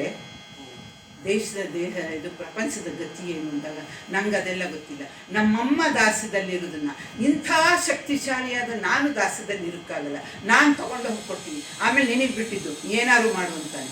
ಆಯಿತು ಅಂತ ಹೇಳ್ತಾನೆ. ಆಗ ಇವನೇನು ಮಾಡ್ತಾನೆ, ತಕ್ಕಂಡು ಏನು ಕದ್ರು ಖುಷಿಯೋ ಖುಷಿ, ಸರ್ಪಗಳಿಗೆ ಖುಷಿಯೋ ಖುಷಿ. ಆಗ ಈ ದರ್ಭಾಸ್ಥಳದಲ್ಲಿ ಇಟ್ಟಿರ್ತೀನಿ, ಇವು ಸ್ನಾನ ಮಾಡಿ ಶುದ್ಧರಾಗಿ ಬಂದು ಇದನ್ನು ಸ್ವೀಕರಿಸಬೇಕು ಅಂತ ಹೇಳ್ತಾನೆ. ಖುಷಿ. ಆಮೇಲೆ ಇಟ್ಟಿದ್ದೀನಲ್ಲ, ತಂದುಕೊಟ್ಟಿದ್ದೀನಲ್ಲ, ಇನ್ನೊಂದು ದಾಸ್ಯ ಬಿಡುಗಡೆ ಆಯಿತು ತಾನೆ, ಹೇಳಿಬಿಡು ಅಂತಾರೆ. ನೀವು ದಾಸ್ಯದಿಂದ ಬಿಡುಗಡೆ ಹೊಂದಿದ್ರಿ ಅಂತ ಕದ್ರು ಹೇಳ್ತಾರೆ. ಆಗ ಅವರೆಲ್ಲ ಸ್ನಾನ ಮಾಡಿ ಹೋಗಿ ನೋಡ್ಕೊಂಡು ಇಂದ್ರ ಬಂದು ಧಾಪ್ ಅಂತ ತಗೊಂಡು ಹೊಟ್ಟಲ್ಲ. ಇವ್ರು ಬರ್ತಾರೆ, ಎಲ್ಲಿದೆ ಅಮೃತ ಕಲಶ, ಬರೀ ಇದ್ದಾರೆ. ಅದು ಇವ್ರು ತಂದಿಟ್ಟಾಗ ತಗೊಂಡು ಹೋಗುವಾಗ ಆ ಒಂದು ಗಲಿಬಿಲಿಯಲ್ಲಿ ಅಥವಾ ಒಂದು ಚೂರು ತುಳುಕಿ ಅಕಸ್ಮಾತ್ತಾಗಿ ಏನಾದ್ರು ಒಂದು ಚೂರು ಅಮೃತದ ಹನಿಗಳು ಅಲ್ಲಿ ಇವೆಯೇನೋ ಅನ್ನೋ ಒಂದು ಆಸೆಯಿಂದ ಸರ್ಪಗಳು ಆ ದರ್ಪೆಯನ್ನು ನೆಕ್ಕದಾಗ ದರ್ಪೆ ತುಂಬ ಹರಿತವಾಗಿರುತ್ತೆ. ಆಗ ನಾಲಿಗೆ ಸೀಳ್ತಾರೆ. ಹಾಗೆ ನಾಲಿಗೆ ಎರಡೇರ ತೊಡಗಿಯಾಗಿಟ್ಟವನ ಯಾರು, ಆ ಸರ್ಪಗಳನ್ನು ತನ್ನ ಆಭರಣ ಮಾಡ್ಕೊಂಡವನು ಯಾರು, ಶಿವ. ಇಟ್ಟವನ ನೀಲ ನೇರಳಿಯಂತೆ ನುಂಗಿದನ ಸತಿಯ ಕಂದ. ಯಾವುದನ್ನ ನೀಲ ನೇರಳಿಯಂತೆ ನುಂಗಿದವನು? ಈಶ್ವರ. ಅಲ್ಲ ಅಲ್ಲ, ನೀಲ ನೇರಳೆಯಂತೆ ವಿಷ. ಚೆನ್ನಾಗಿದೆ. ಆ ವಿಷವನ್ನ ಅದೇ ಸಮುದ್ರ ಮಥನದ ನಿಮಗೆ ಗೊತ್ತು, ಹಾಗೆ ಅದ್ರ ಕಥೆನೂ ಹೇಳ್ಕೋದ್ರೆ ಇವ್ರಿಗೆ ಆಮೇಲೆ ಏನೋ ಹಾಗೆ ಇದು ಸಮುದ್ರ ಮಥನ ಮಾಡುವಾಗ ಆ ಉಕ್ಕಿ ಬಂದಂತಹ ಹಾಲಾಹಲ ಅದಕ್ಕೆ ಇಡೀ ಜಗತ್ತು ತತ್ತರಿಸೋಗುತ್ತೆ. ಆ ತತ್ತರಿಸೋದಾಗ ದೇವತೆಗಳೆಲ್ಲ ಬೇಡ್ಕೋತಾರೆ, ಮುಂದೆ ಈ ಜಗತ್ತು ಉಳಿದ್ರೆ ತಾನೇ ಆಮೇಲೆ ಬರೋ ಅಮೃತನ ಸ್ವೀಕರಿಸೋಕೆ ಸಾಧ್ಯ, ಮೊದಲೇ ಜಗತ್ತು ಸತ್ತೋದ್ರೆ ಅದಕ್ಕೆ ಏನಾದರೂ ಮಾಡು ಕಾಪಾಡಪ್ಪ, ನಿನ್ನ ಬಿಟ್ಟರೆ ಇನ್ಯಾರೂ ಇಲ್ಲ ಅಂತ ಹೇಳಿದಾಗ ಶಂಕರಾಚಾರ್ಯರು ನಿಂಗೆ ಆ ಶ್ಲೋಕ ನೆನಪಿದೆ ಹೇಳಿ ಸರ್, ನನಗೆ ಅದು ಸಿಗಲಿಲ್ಲ. ಶಂಕರಾಚಾರ್ಯರು ಶಿವಾನಂದ ಲಹರಿ ಒಂದು ಕಡೆ ಹೇಳ್ತಾರೆ, ಎಷ್ಟು ಚೆನ್ನಾಗಿ ಹೇಳ್ತಾರೆ ಅಂತ. ಆ ಶಿವಾನಂದ ಲಹರಿ ಅಂತ ಒಂದು ಶಿವನ ಬಗ್ಗೆ ಒಂದು 100 ಶ್ಲೋಕಗಳು ತುಂಬ ಸುಂದರವಾಗಿದೆ. ಶಿವನ್ನ ಎಷ್ಟು ಬಗೆಯಾಗಿ ವರ್ಣಿಸ್ತಾರೆ, ಎಷ್ಟು ದೀನತನದಿಂದ ಅವನ ಕೃಪೆಗಾಗಿ ಅಪೇಕ್ಷೆ ಪಡ್ತಾರೆ ಅಂದರೆ ಅಲ್ಲಿ ಒಂದು ಕಡೆ ಹೇಳ್ತಾರೆ, ಆ ಘೋರವಾದ ವಿಷ ಇಡೀ ಪ್ರಪಂಚನ ಸುಡುತ್ತಾ ಬಂದು ಜನ ತತ್ತರಿಸಿ ಹೋಗ್ತಿದ್ದಾಗ, ಜನಗಳಷ್ಟೇ ಅಲ್ಲ ದೇವತೆಗಳು ಇದಾಗಿ ಅವರು ತ್ರಾಹಿ ತ್ರಾಹಿ ಪಾಯಿಮ ರಕ್ಷಿಸು ಅಂತ ಬೇಡ್ಕೊಂಡಾಗ ಆ ಇಡೀ ಉಕ್ಕಿ ಬರ್ತಿದ್ದಂಥ ಆ ಘೋರ ವಿಷವನ್ನು ತನ್ನ ಅಂಗೈ ಹಿಡಿದು ಒಂದು ಸತಿ ಆಕರ್ಷಿಸ್ತಾನಂತೆ. ಎಲ್ಲ ವಿಷಯವು ಬಂದು ಈ ಅಂಗೈಯಲ್ಲಿ ಒಂದು ನೇರಳೆಯ ಹಣ್ಣಂತೆ ಕೂತ್ಕೊಂತಂತೆ. ಅದು ನೇರಳೆಯ ಹಣ್ಣೇನೋ ಅನ್ನೋ ಹಾಗೆ ಒಂದು ಸತಿ ತಗೊಂಡು, ಅದು ನೀಲ ನೇರಳೆಯಂತೆ ನುಂಗಿದವನು ಯಾರು? ಈಶ್ವರ. ಅವನ ಸತಿಯ ಕಂದ, ಪಾರ್ವತಿಯ ಮಗ. ಪಾರ್ವತಿಯ ಮಗ ಅಂತಲೇ ಇಲ್ಲಿ ಯಾಕೆ ಉಪಯೋಗಿಸಿದ್ರೆ ಪಾರ್ವತಿ ಇವನನ್ನು ಸೃಷ್ಟಿ ಮಾಡಿದ್ರು. ಅದು ಇದು ಗಣಪತಿ ಇದು ಮುಂದಿತ್ತು. ದಶಮೂರ್ಖರೊಬ್ಬನ ಮೂರ್ಖನನ್ನಾಗಿಸಿದೆ, ದಶಮೂರ್ಖರೊಬ್ಬನ ಮೂರ್ಖನನ್ನಾಗಿಸಿದೆ, ಗುಸುಗುಡು ಅವತಾರಿಯ ಅನುಜನಿಗೆ ಒಲಿದೆ, ಪಾಶತ್ರಿಶೂಲಧರನಾಗಿಯೇ ಜನಿಸಿದವನೇ, ಪಾಶತ್ರಿಶೂಲಧರನಾಗಿಯೇ ಜನಿಸಿದವನೇ, ದಶಶಿರ ಮರ್ದನ ಚನ್ನಕೇಶವ ಪ್ರಿಯನೇ, ದಶಶಿರಮರ್ದನ ಚನ್ನಕೇಶವ ಪ್ರಿಯನೇ ದಶಮೂರ್ಖರಲ್ಲೊಬ್ಬನ ಮೂರ್ಖನನ್ನಾಗಿಸಿದೆ. ಪುರಾಣದಲ್ಲಿ 10 ಜನರನ್ನ ಅತಿ ಮೂರ್ಖರು ಅಂತ ಕರೀತಾರೆ. ಇಡೀ ಪುರಾಣ ಪ್ರಪಂಚನ ತಿಳ್ಕೊಂತಾರೆ. ಅದು ಯಾರು ಅಂದರೆ ದುರ್ಯೋಧನ, ರಾವಣ, ಶಿಶುಪಾಲ, ಜರಾಸಂಧ, ಕಂಸ, ಹಿರಣ್ಯಕಶಿಪು, ಭಸ್ಮಾಸುರ, ರುಕ್ಮಿ ಅಂದರೆ ರುಕ್ಮಿಣಿಯ ಅಣ್ಣ ರುಕ್ಮಿಣಿ ಕೃಷ್ಣನ ಹೆಂಡತಿ ರುಕ್ಮಿಣಿಯ ಅಣ್ಣ, ಭೀಷ್ಮಕನ ಮಗಳು ರುಕ್ಮಿಣಿ, ಮಗ ರುಕ್ಮಿ, ಜಯದ್ರಥ, ಆಮೇಲೆ ಶಕುನಿ. ಈ 10 ಜನರನ್ನು ದಶಮೂರ್ಖರು ಅಂತ ಕರೀತಾರೆ. ಯಾಕೆ ಇವರಿಗೆ ದಶಮೂರ್ಖರು ಅಂದರೆ ಇವರು ಎಷ್ಟೇ ಇದಿದ್ರು ಅವರು ಮಾಡಿರುವಂಥ ಮೂರ್ಖತನ. ಏನು ಸರಿ ಹೇಳಿದ್ರು ನಿಮಗೆ ಅವಕಾಶ. ಹಾಂ, ದುರ್ಯೋಧನ ಏನು, ಅವನೊಂದು ಕಡೆ ಹೇಳ್ತಾನೆ, ಧರ್ಮ ಅಂದರೆ ಏನು ಅಂತ ನಂಗೆ ಗೊತ್ತು, ಅದನ್ನು ಆಚರಿಸಲಾರೆ. ಅಧರ್ಮ ಅಂದರೆ ಏನು ಅಂತ ಗೊತ್ತು, ನನಗೆ ಚೆನ್ನಾಗಿ ಗೊತ್ತು ಧರ್ಮ ಅಂದರೆ ಏನು ಅಂತ, ಆದರೆ ಅದನ್ನು ಆಚರಿಸೋಕೆ ನನ್ನ ಕೈಗೆ ಸಾಧ್ಯವಿಲ್ಲ. ಅಧರ್ಮ ಅಂದರೆ ಏನು ಅಂತ ಚೆನ್ನಾಗಿ ಗೊತ್ತು, ಅದನ್ನು ಬಿಡೋದಕ್ಕೆ ನನಗೆ ಸಾಧ್ಯವಿಲ್ಲ ಅಂತ. ಅವನು ಎಷ್ಟು ಸತಿ ಪಾಂಡವರನ್ನು ಗೋಳಿಕೊಳ್ಳೋಕೆ ಪ್ರಯತ್ನ ಪಟ್ಟ, ಸುಡಿಸೋದಕ್ಕೆ ಪ್ರಯತ್ನ ಪಟ್ಟ. ಭೀಮನ್ನಂತೂ ಅವನು ಇನ್ನಿಲ್ದಂಗೆ ಗೋಳಿಕೊಂಡಿದ್ದಾನೆ. ಸಂಪೂರ್ಣ ವಿಷದಲ್ಲಿ ಅಡ್ಡಿಗೆ ಕೊಟ್ಟು ಬಳ್ಳಿಗಳಿಂದ ಕಟ್ಟಿ ನದಿಲಿ ಎಸಿತಾನೆ, ಇನ್ನು ಅವನು ಬದುಕು ಬರಲ್ಲ ಅಂತ. ಅಷ್ಟೆಲ್ಲ ಗೊತ್ತು. ಕೃಷ್ಣನ ಸಹಾಯ ಇದೆ ಅಂತ ಗೊತ್ತು. ಆಮೇಲೆ ಬೇಕಾದ ಸತಿ ಅವನು ಸೋತಿದ್ದಾನೆ ಪಾಂಡವರಿಂದ. ಅಷ್ಟಾದರೂ ಅವನಿಗೆ ಬರೀ ದ್ವೇಷವನ್ನು ಹಿಡಿದು ಮೂರ್ಖತನದಿಂದ ತಾನೂ ನಾಶವಾಗಿ ಕುಲವನ್ನು ನಾಶವಾದ. ಅದಕ್ಕೆ ಅವನು ಒಬ್ಬ ಮೂರ್ಖ. ಇನ್ನು ರಾವಣ ಗೊತ್ತು, ಆ ಒಂದು ಕಪಿ ಬಂದು ಇಡೀ ಲಂಕೆಯನ್ನು ಭಸ್ಮ ಮಾಡಿದಾಗಲೇ ತನ್ನ ಮಗ, ಆಮೇಲೆ ಸೇನಾಪತಿಗಳು, ಮತ್ತೊಂದು 80,000 ಸೈನಿಕರು ಬೇಕಾದಷ್ಟನ್ನು ನಾಶ ಮಾಡಿದಾಗ, ಆಮೇಲೆ ಜನಸ್ಥಾನದಲ್ಲಿ 14,000 ರಾಕ್ಷಸರು ಮತ್ತು ಅವರ ನಾಯಕರನ್ನ ನಾಶ ಮಾಡಿದಾಗಲೇ ಅವನಿಗೆ ಅರ್ಥ ಆಗಬೇಕಾಗಿತ್ತು. ಆದರೆ ಅರ್ಥ ಆಗದೆ ಮೂಢತನದಿಂದ, ಕೆಟ್ಟ ಹಠದಿಂದ, ದುರಭಿಮಾನದಿಂದ ಅವನು ತಾನೂ ಸತ್ತ, ತನ್ನ ಕುಲಕ್ಕೂ ನಾಶವಾದ. ಆಮೇಲೆ ಶಿಶುಪಾಲ ಹುಟ್ಟಿದಾಗ ಅವನಿಗೆ 3 ಕಣ್ಣು 4 ಕೈ ಇತ್ತಂತೆ. ಈಗ ನಮ್ಮ ಮಕ್ಕಳೆಲ್ಲ ಸಹಜವಾಗಿ ಹುಟ್ಟಿದ್ರೆ ನಮಗೆ ಸಂತೋಷವಾಗುತ್ತೆ. ಎಲ್ಲರೂ ಏನಾದ್ರು ಒಂದು ವ್ಯತ್ಯಾಸ ಇದ್ದರೆ ಚಿಂತೆ ಆಗುತ್ತಾನೆ. ನನ್ನ ಮಗನಿಗೆ 3 ಕಣ್ಣು, ಯಾರಿಗೂ ಇಲ್ಲ, ನನ್ನ ಮಗನಿಗೆ 4 ಕೈ, ಇನ್ಯಾರಿಗೂ ಇಲ್ಲ ಅಂತ ಯಾರು ಅಮ್ಮಂದ್ರು ಖುಷಿ ಪಡೋಕ್ಕೆ ಸಾಧ್ಯನಾ? ಅಪ್ಪಂದ್ರು ಖುಷಿ ಪಡೋಕ್ಕೆ ಸಾಧ್ಯ ಇಲ್ಲ. ಇವಳಿಗೆ ಹಾಗಾದಾಗ ಇವಳಿಗೆ ತುಂಬ ಬೇಜಾರಾಗುತ್ತೆ. ಅವನ ಮಗ ಹುಟ್ಟಿದಾಗ 3 ಕಣ್ಣು 4 ಕೈ ಇದ್ದಾಗ ಭಾಳ ಬೇಜಾರಾಗುತ್ತೆ. ಆಗ ಅವಳು ದುಃಖ ಪಡ್ತಾ ಇರೋ ಒಂದು ಅಶರೀರವಾಣಿ ಆಗುತ್ತೆ. ಯಾರ ಸ್ಪರ್ಶದಿಂದ ನಿನ್ನ ಮಗನಿಗೆ ಇರುವಂಥ ಹೆಚ್ಚಿನ ಅಂಗಗಳು ಮಾಯವಾಗುತ್ತೋ ಅಂದರೆ ಮಾಯವಾಗುತ್ತೆ ಅಂತಾಯಿತು. ಆದರೆ ಅವನಿಂದಲೇ ನಿನ್ನ ಮಗನಿಗೆ ಮೃತ್ಯು. ಆ ಮೊದಲಿನ ಭಾಗ ಕೇಳಿ ಅವಳಿಗೆ ಖುಷಿ ಆಯಿತು. ಅಂತೂ ಯಾರೋ ಒಬ್ಬ ಪ್ರಪಂಚದಲ್ಲಿದ್ದಾನೆ, ನನ್ನ ಮಗನ ಈ ವಿರೂಪತೆಯನ್ನು ನಾಶ ಮಾಡ್ತಾನೆ. ಆದರೆ ಅವನಿಂದಲೇ ನನಗೆ ಮಗನಿಗೆ ಮೃತ್ಯು ಅಲ್ಲ ಅಂತ ದುಃಖನೂ ಆಗುತ್ತೆ. ಬಂದವ್ರ ಕೈಗೆಲ್ಲ ಮಗುನ ಕೊಡ್ತಾ ಇರ್ತಾರೆ. ಹೀಗೆ ಯಾವಾಗಲೂ ಅಷ್ಟೇ ತಾನೆ. ನಾರ್ಮಲ್ ಆಗಿದೆ ಅಂದರೆ ಸ್ವಂತದವ್ರು ಮಾತ್ರ ಹೋಗಿ ನೋಡ್ತಾರೆ. ಅಬ್ನಾರ್ಮಲ್ ಅಂದರೆ ಅದೇನೋ ಒಂದು ಶೋ ಪೀಸ್ ಅಂತ ಹೇಳಿ ಬೇಕಾದಷ್ಟು ಜನ ನೋಡ್ಬಿಟ್ಟು ಹೋಗ್ತಾರೆ. ಹಾಗೆ ಬಂದವ್ರ ಕೈಯೆಲ್ಲ ಇವಳಿಗೆ ಒಂದು ಆಸೆ, ನನ್ನ ಮಗನ ವಿರೂಪ ನಾಶ ಆಗುತ್ತೆ ಅಂತ, ಮೊದಲನೇ ಆಸೆ. ಯಾರಿಂದಲೂ ಆಗೋದಿಲ್ಲ. ಆ ಕೃಷ್ಣನಿಗೆ ತನ್ನ ಸೋದರತೆಗೆ ಒಂದು ವಿಚಿತ್ರ ಮಗು ಹುಟ್ಟಿದೆ ಅಂದರೆ, ಕೃಷ್ಣನ ಸೋದರತೆ ಅವಳು ಕೃಷ್ಣಶ್ರವೆ ಅಂತ ಹುಟ್ಟಿದ ಅಂತ ತಿಳಿದಾಗ ಅವನು ಬರ್ತಾನೆ. ಬಂದ ತಕ್ಷಣ ಕೃಷ್ಣ ಅವನ ಮಗುನ ಎತ್ಕೊಂಡ ತಕ್ಷಣ 3ನೇ ಕಣ್ಣು ಎಕ್ಸ್ಟ್ರಾ 2 ಕೈ ಮಾಯವಾಗುತ್ತೆ. ಆಗ ಅವಳು ಒಂದು ಸತಿ ಸಂತೋಷದಿಂದ ಆಡ್ತಾಳೆ, ಮತ್ತೊಂದು ಸತಿ ದುಃಖದಿಂದ ಆಡ್ತಾಳೆ. ಕೃಷ್ಣ, ನನ್ನ ಮಗುನ ನೀನು ಸರಿ ಮಾಡಿದೆ, ಆದರೆ ನಿನ್ನಿಂದ ಮೃತ್ಯುವಂತೆ. ಅವನು ತಪ್ಪನ್ನು ಕ್ಷಮಿಸು. ಯಾತಕ್ಕಾದರೂ ಒಂದು ಶಿಕ್ಷೆ ಕೊಡ್ತಾರೆ, ತಪ್ಪು ಮಾಡಿದರೆ ತಾನೆ, ಅಥವಾ ಮೃತ್ಯುದಂಡ ಕೊಡ್ತಾರೆ.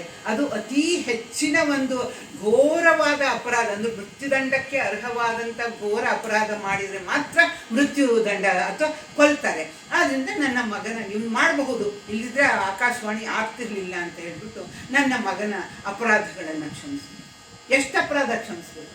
100 ಅಪರಾಧಗಳನ್ನು ಕ್ಷಮಿಸಿ.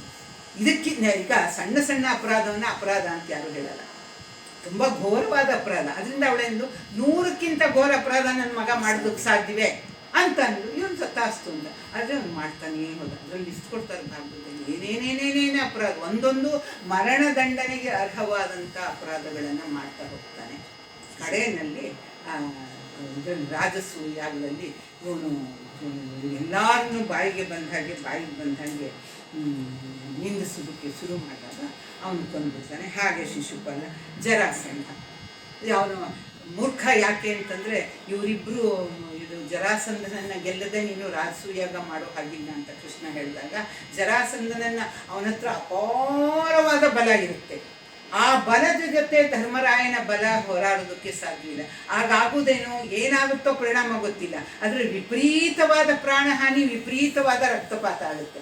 ಅದನ್ನು ತಪ್ಪಿಸ್ಬೇಕು. ಅದನ್ನು ತಪ್ಪಿಸ್ಬೇಕಾದ್ರೆ ಕಾಂಬ್ಯಾಟ್, ಇಬ್ಬರಿಗಷ್ಟೇ ಯುದ್ಧ. ಅದಕ್ಕೆ ಅವನು ಅರ್ಜುನನ್ನ ಭೀಮನ್ನ ಕರ್ಕೊಂಡು ಹೋಗ್ತಾನೆ, ನನ್ನ ಜೊತೆ ಕಳಿಸು ಅಂತೇಳಿ. ಅಲ್ಲಿ ಕರ್ಕೊಂಡು ಹೋಗಿ ಹೋಗಬಾರದ ಬಾಗಿಲಿನಿಂದ, ಅಪದ್ವಾರದಿಂದ, ಸಾಧಾರಣ ನಾವು ಬೇಕಾದವ್ರಿಗೆ ಇನ್ನೂ ತುಂಬ ಸ್ವಂತದವರಾದರೆ ಹಿಂದಿನ ಕಾಲದಲ್ಲಿ ಒಂದು ವ್ಯವಹಾರ ನಡೀತಾ ಇತ್ತು. ಮನೆಗೆ ಯಾರಾದ್ರು ಜಾಸ್ತಿ ಜನ ಬಂದರು, ಮನೇಲಿ ಏನೋ ಸಾಮಾನು ಮುಗಿತ್ತು ಅಂದರೆ ಆ ಒಂದು ಆತ್ಮೀಯತೆ ಇರ್ತಿತ್ತು. ಹಿಂದಿನ ಬಾಗಿಲಿಂದ ಬಂದಿರೋ ನಮ್ಮ ಮನೆಗೆ ಮುಂಚೂರು ಮುಗ್ದೋಗಿದ್ರೆ ಮನೆಗೂ ಸಾಮಾನು ಕೊಡಿ. ಈಗ ಎಲ್ಲರ ಮನೆಗೂ ಒಂದೇ ಬಾಗಿಲು, ಹಿಂದಿನ ಬಾಗಿಲು ತುಂಬ ಕಡಿಮೆ, ಇನ್ನೂ ತೋಟ ಗೀಟ ಇಟ್ಕೊಂಡು ಅಂತ. ಹಾಗಾಗಿ ಅರಮನೆ ಹಾಗಲ್ಲ, ಅವನು ಹಿಂದಿಂದ ಬಾಗಿಲಿಂದ ಕರ್ಕೊಂಡು ಹೋಗ್ತಾನೆ, ನಡುರಾತ್ರಿಯಲ್ಲಿ ಕರ್ಕೊಂಡು ಹೋಗ್ತಾನೆ. ಜರಾಸಂಧನಿಗೆ ಭಾಳ ಗೌರವ, ಇವೆಲ್ಲ ಬ್ರಾಹ್ಮಣರು ಅಂತೇಳಿ ಗೌರವಿಸಿ ಇದು ಮಾಡ್ತಾನೆ. ನಿಮ್ಗೇನು ಕೊಡಲಿ ಅಂತ ಹೇಳಿದಾಗ ಅವರು ಸ್ವಲ್ಪ ಅರ್ಧರಾತ್ರಿಯಲ್ಲಿ ತಡೆಯಿಂದಾಗ ನಮಗೆ ಯುದ್ಧ ಭಿಕ್ಷೆ ಕೊಡು ಅಂತ ಹೇಳ್ತಾರೆ. ಏನು ಯುದ್ಧ ಅಂತ ಹೇಳಿದಾಗ ನಮ್ಮ 3 ಜನದಲ್ಲಿ ಆಗುತ್ತೆ. ನಾನು ಆಮೇಲೆ ಹೇಳ್ತಾನೆ ತಾನು ಯಾರು ಏನು ಎಂತು ಅಂತ. ಜರಾಸಂಧ ಚೆನ್ನಾಗಿ ಆಡ್ಕೋತಾನೆ. ಹೇಳಿ ನೀನು ಎಷ್ಟು ಸತಿ ನೀನು ಓಡೋಗಿದೀಯ, ನಿನ್ನ ಜೊತೆ ನಾನು ಯುದ್ಧ ಮಾಡೋಕ್ಕಲ್ಲ, ಈ ಅರ್ಜುನನೂ ಪ್ರಯೋಜನ ಇಲ್ಲ. ನನ್ನ ತೋಳ್ಬಲಕ್ಕೆ ಸರಿಯಾಗಿರೋನು ಇವನು ಭೀಮ ಅಂತೇಳಿ ಭೀಮನ್ನ ಆರಿಸ್ಕೊತಾನೆ. ಅವನು ಹಾಗಲ್ಲದೆ ಅರ್ಜುನನ್ನೋ ಕೃಷ್ಣನ್ನೋ ಆರಿಸ್ಕೊಂಡಿದ್ರೆ ಮಹಾಭಾರತದ ಕಥೆನೇ ಬೇರೆ ಆಗ್ತಿತ್ತು. ಅದರಿಂದ ಅವನೊಬ್ಬ ಮುಖ. ಆಮೇಲೆ ಕಂಸ ಮೇಲಿಂದ ಮೇಲೆ ಅವನು ಎಷ್ಟು ರಾಕ್ಷಸರನ್ನ ಕಳಿಸ್ತಾನೆ, ಕೃಷ್ಣನ ಕೊಲ್ಲೋದಕ್ಕೆ. ಎಲ್ಲರನ್ನೂ ಕೊಲ್ತಾನೆ, ಆದರೆ ಅವನಿಗೆ ಆಗಲೂ ಬುದ್ಧಿ ಬರಲಿಲ್ಲ. ಆಮೇಲೆ ಹಿರಣ್ಯಕಶಿಪು ಅಷ್ಟೇ. ಪ್ರಹ್ಲಾದ ಹರಿ ಅಂತಿದ್ದಾಗ ಅವನನ್ನು ಕೊಲಿಸೋದಕ್ಕೆ ಅವನು ಬೆಂಕಿಯಲ್ಲಿ ಹಾಕ್ತಾನೆ, ಬೆಟ್ಟದ ಮೇಲಿಂದ ಕೆಳುತ್ತಾನೆ, ಆನೆಗಳಿಂದ ತುಳಿಸೋದಕ್ಕೆ ನೋಡ್ತಾನೆ, ವಿಷ ಕೊಡಿಸ್ತಾನೆ. ಏನೇನು ಮಾಡಿದ್ರು ಅವನು ಸಾಯದೇ ಇದ್ದಾಗ ಯಾವುದೋ ಒಂದು ಶಕ್ತಿ ಇದೆ ಅಂತ ಅರ್ಥ ಮಾಡಿಕೊಂಡ್ರೆ ಮತ್ತೆ ಅವನ ಹಠವನ್ನು ಸಾಧಿಸ್ತಾ. ಆಮೇಲೆ ಭಸ್ಮ, ಇವನಿಂದ ಈಶ್ವರನಿಂದ ವರ ಬೆಳೆದಾಗ ಅವನನ್ನೇ ಪರೀಕ್ಷೆ ಮಾಡ್ತೀನಿ ಅಂತ ಹೋದ.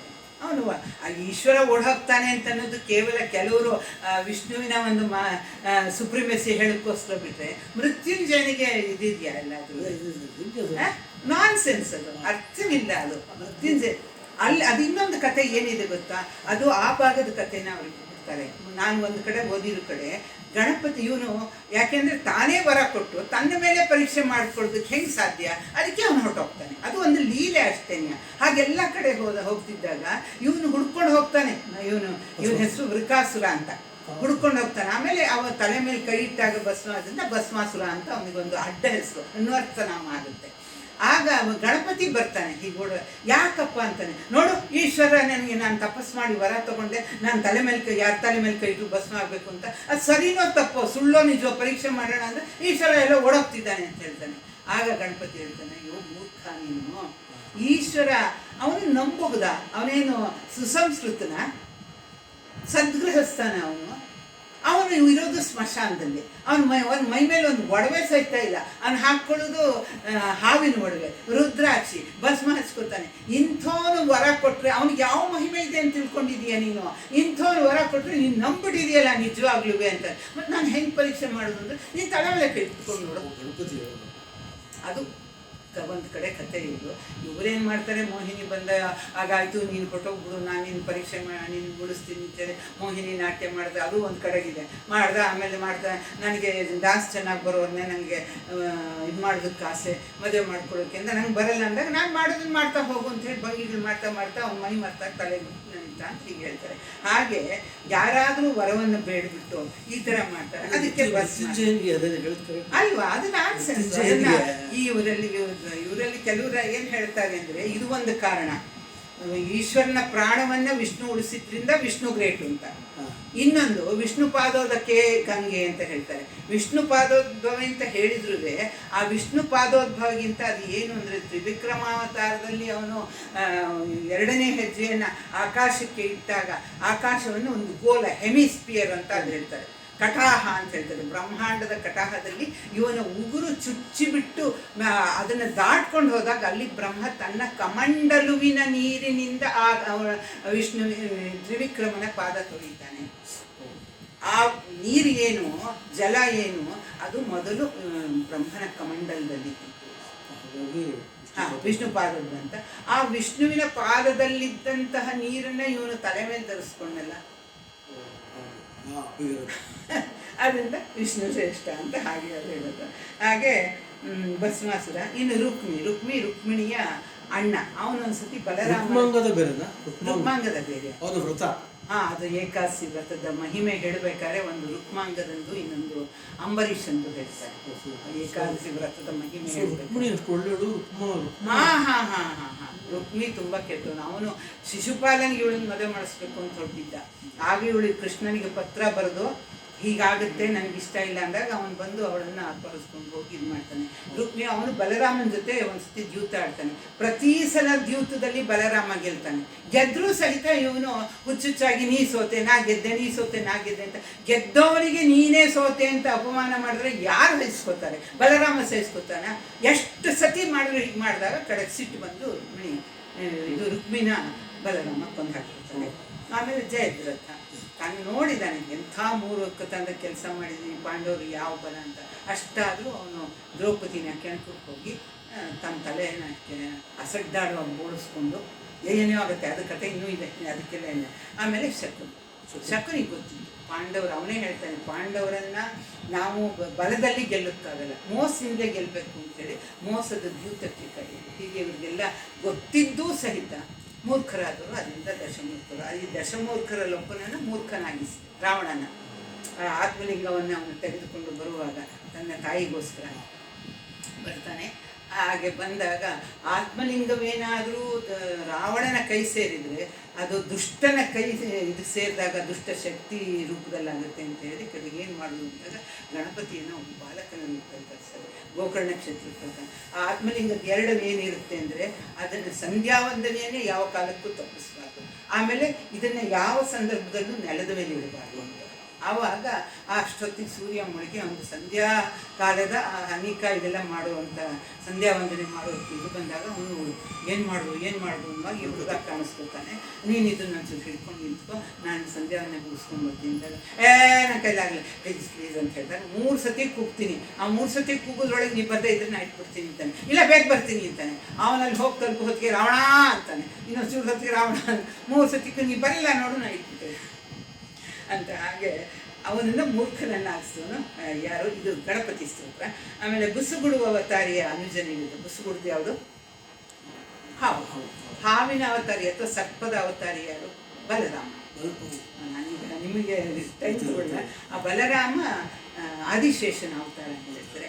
ಅವನ ಅನುಜ ಅಂದ್ರೆ ಅವನ ಸೋದರ ಯಾರು? ಬಲರಾಮ. ಕೃಷ್ಣ. ಇಲ್ಲಿ ಕೃಷ್ಣನಿಗೆ ಬಂದಿದ್ದು ಯಾವುದು? ಸಮಂತಕೋಪಾಖ್ಯ.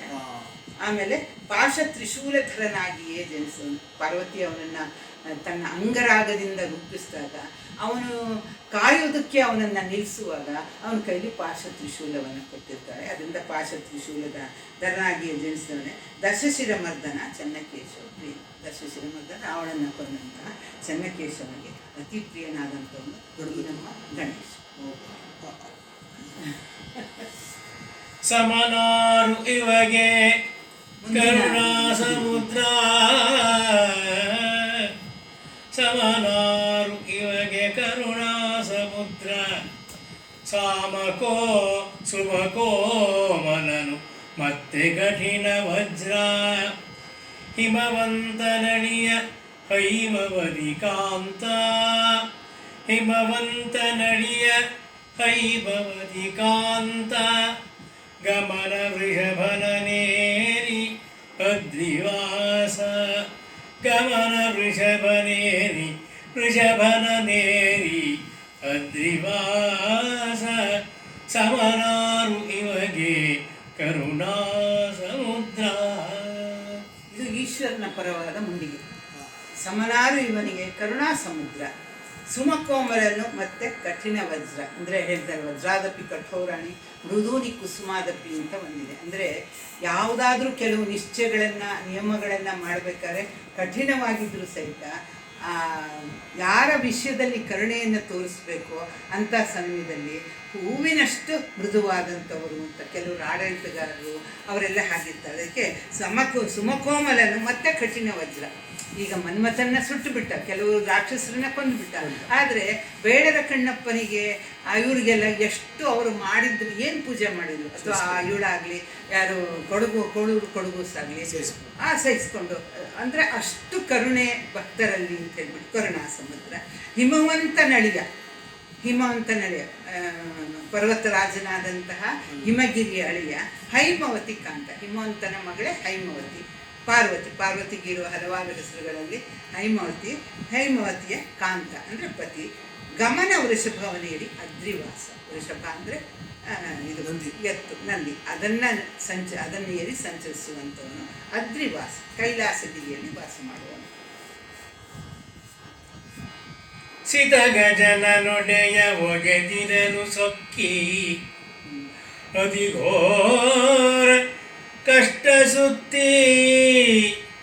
ಸಿತಗಜನ ನೊಡೆಯ ಒಗೆದಿರಲು ಸೊಕ್ಕಿ ಅದಿಘೋರ ಕಷ್ಟ ಸುತ್ತಿ.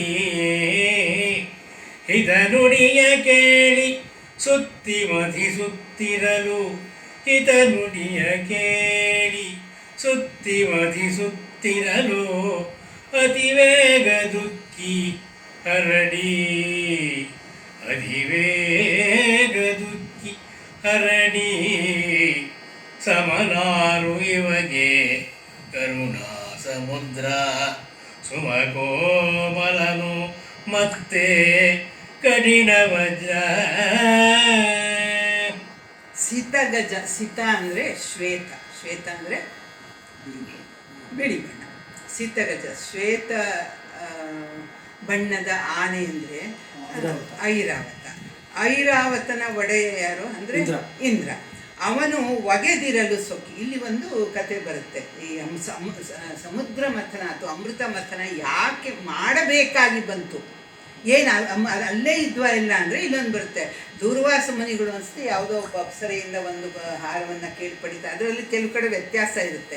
ಅದು ಯಾರೋ ಕೊಟ್ಟಿದ್ರು ಅಂತ ಹೇಳ್ತಾರೆ, ತಾವೇ ಪೂಜೆ ಮಾಡಿದ್ರು ಅಂತ ಹೇಳ್ತಾರೆ. ಒಟ್ಟಿನಲ್ಲಿ ಒಂದು ಸುಗಂಧ ಭರಿತವಾದಂಥ ಮತ್ತೇರಿಸುವಂತಹ ಒಂದು ಪುಷ್ಪ ಮಾಲಿಕೆಯನ್ನು ಹಾಕ್ಕೊಂಡು ವಾಸನೆ ನೋಡಿಕೊಂಡು ಬರ್ತಾ ಇರ್ತಾರೆ. ಎದುರುಗಡೆ ಇಂದ್ರ ಐರಾವತದ ಮೇಲೆ ಕೂತ್ಕೊಂಡು ಬರ್ತಿರ್ತಾರೆ.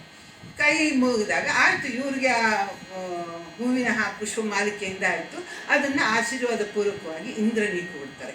ಇಂದ್ರ ಏನು ಮಾಡ್ತಾನೆ, ಆ ಹಾರವನ್ನು ತೆಗೆದುಕೊಂಡು ತನ್ನ ಐರಾವತದ ಸೊಂಡಿಲಿಗೆ ಹಾಕ್ತಾನೆ. ಆ ಐರಾವತ ಏನು ಮಾಡುತ್ತೆ, ಅದು ಕೆಳಗಡೆ ಅದನ್ನು ಹಾಕ್ಬಿಟ್ಟು ತುಳುಕೊಂಡು ಹೊಟ್ಟೋಗುತ್ತೆ. ಇದು ಕ್ರೋಧ ಭಟ್ಟಾರಕ ಅಂತ ಹೆಸರಾದಂತಹ ದುರ್ವಾಸ ಮುನಿಗಳ ಕಣ್ಣೆದುರಿಗೆ ನಡೆದೋಗುತ್ತೆ. ಕೇಳಬೇಕಾ, ತಾನು ಆಶೀರ್ವಾದ ಮಾಡಿಕೊಟ್ಟಂತಹ ಪುಷ್ಪ ಮಾಲಿಕೆಯನ್ನು ಇಂದ್ರ ಆನೆ ಕೊರಳಿಗೆ ಫಸ್ಟ್ ಹಾಕಿದ್ದೇ ತಪ್ಪು. ಹಾಕದ ಅಂದರೆ ಅದು ಹಾಗೆ ಇಟ್ಕೊಂಡು ಹೋಗಿದ್ರು ಅಲ್ಲ, ಅದು ಕೆಳಗೆ ಹಾಕ್ತು, ಅದನ್ನು ತುಳ್ಕೊಂಡು ಹೋಗ್ತು. ಆಗ ಇನ್ನಲ್ಲಿ ಇದರಲ್ಲಿ ಸ್ವರ್ಗದಲ್ಲಿ ಸಮಸ್ತ ಲಕ್ಷ್ಮಿಯೂ ಅಲ್ಲೇ ವಾಸವಾಗಿದ್ದು. ಎಲ್ಲವೂ ಐರಾವತ, ಉಚ್ಛ್ರೈಸವಸು, ಆಮೇಲೆ ಕೌಸ್ತುಭರತ್ನ, ಅಪ್ಸರೆಯರು, ಎಲ್ಲಿ ಯಾವುದಾದ್ರೂ ಸ್ವರ್ಗದ ಐಶ್ವರ್ಯಗಳು ಅಂತ ಹೇಳ್ತಾರೋ ಅದೆಲ್ಲ ಸಮಸ್ತ ಐಶ್ವರ್ಯ ಇತ್ತು. ಇದರ ಸೊಕ್ಕಿನಿಂದ ನೀನು ನಾನು ಕೊಟ್ಟಂತಹ ಮಾಲಿಕೆಯನ್ನು ಹೀಗೆ ಕೆಳಗೆ ಹಾಕಿ ಅದು ತುಳಿಯುವಂತೆ ಮಾಡುವ ಮೂಲಕ ನನ್ನನ್ನು ಅಪಮಾನಗೈದಿದೆಯಾ, ಯಾವುದರ ಕಾರಣದಿಂದ ನಿನಗೆ ಇಷ್ಟ ಅಹಂಕಾರ ಬಂದೆಯೋ ಅವೆಲ್ಲವೂ ಸಮುದ್ರದ ಪಾಲಾಗಿ. ಹಾಗಾಗಿ ಅಮೃತವಾದಿಯಾಗಿ ಎಲ್ಲವೂ ಸಮುದ್ರ ಶಾಪದಿಂದ. ಅಮೃತ ಇದು ದೇವತೆಗಳ ಆಹಾರ. ಬೇರೆ ಏನಾದ್ರು ಹೋಗ್ಕೊಳ್ಳಿ, ಅಮೃತದಿಂದ ಬದುಕೋದಕ್ಕಾಗಲ್ಲ. ಆಗ ವಿಷ್ಣುವಿನ ಇದಕ್ಕೆ ಮಾಡಿದಾಗ ನೀವು ದುರ್ವಾಸನೆಗೆ ಕೋಪವನ್ನು ಉಂಟು ಮಾಡಿದ್ರಿ, ಅದಕ್ಕೆ ಹೀಗಾಗಿದೆ. ಈಗ ಒಂದು ಕೆಲಸ ಮಾಡಿ ಸಮುದ್ರ ಮಥನವನ್ನು ಮಾಡಿಸಿ. ಯಾವುದು ಕಡಗೋಲು ಅಂದರೆ ಮೇರು ಪರ್ವತ, ಹಗ್ಗ ಯಾವುದು ಅಂತಂದರೆ ಆದಿಶೇಷ, ವಾಸುಕಿ ಮಾಡಿ ಅಂತ ಹೇಳುವಾಗ ಅದ್ರ ಇಬ್ಬರು ಬೇಕು ಅದಕ್ಕೆ. ಯಾಕೆಂದರೆ ಈ ಕಡೆ ಆ ಕಡೆ ಹಿಡ್ಕೊಂಡು ಮಾಡಬೇಕು. ಆಗ ರಾಕ್ಷಸರನ್ನು ಪಾಲು ಕೊಡ್ತೀನಿ ಅಂತ ಹೇಳಿ ತಗೊಳ್ಳಿ. ಯಾಕೆಂದ್ರೆ ನಮ್ಮ ಕೆಲಸ ಮಾಡ್ಕೊಳ್ಬೇಕಾದಾಗ ಅದೆಲ್ಲ ಸಮಾಧಾನ, ಭೇದಾದಂಡ ಅಂತ ಚತುರೋಪಾಯಗಳಲ್ಲಿ ಯಾವುದೋ ಒಂದು ಬೇಕಾಗಿರುತ್ತೆ. ಹಾಗೆ ಮಾಡುವಾಗ ಏನಾಯಿತು, ಸಿತಗಜನೊಡೆಯನು ಒಗೆದಿರಲು ಸೊಕ್ಕಿ ಅಂದರೆ ಈ ಹೂವಿನ ಹಾರವನ್ನು ಕೊಬ್ಬಿಂದ ಎಸೆದಿರುವಾಗ ಅತಿ ಘೋರ ಕಷ್ಟ ಸುತ್ತಿ. ಹಿತನುಡಿಯ ಕೇಳಿ ಸುತ್ತಿ ಮತಿಸುತ್ತಿರಲು. ಯಾರು ವಿಷ್ಣುವಿನ ಹಿತನ್ನು ನುಡಿ ಕೇಳಿ ಆ ಮಂದರ ಪರ್ವತವನ್ನು ಕಡಿತಾ ಇರುವಾಗ ಅತಿವೇಗದ ಉಕ್ಕಿ ಹರಡಿ ಏನು ಗುಳು ಗುಳು ಗುಳು ಗುಳು ಅಂತ ಉಕ್ಕಿ ಹರಡಿಕೊಂಡು ಬಂತು ಈ ಪ್ರಪಂಚವನ್ನು ಸುತ್ತಕೊಂಡು. ಏನು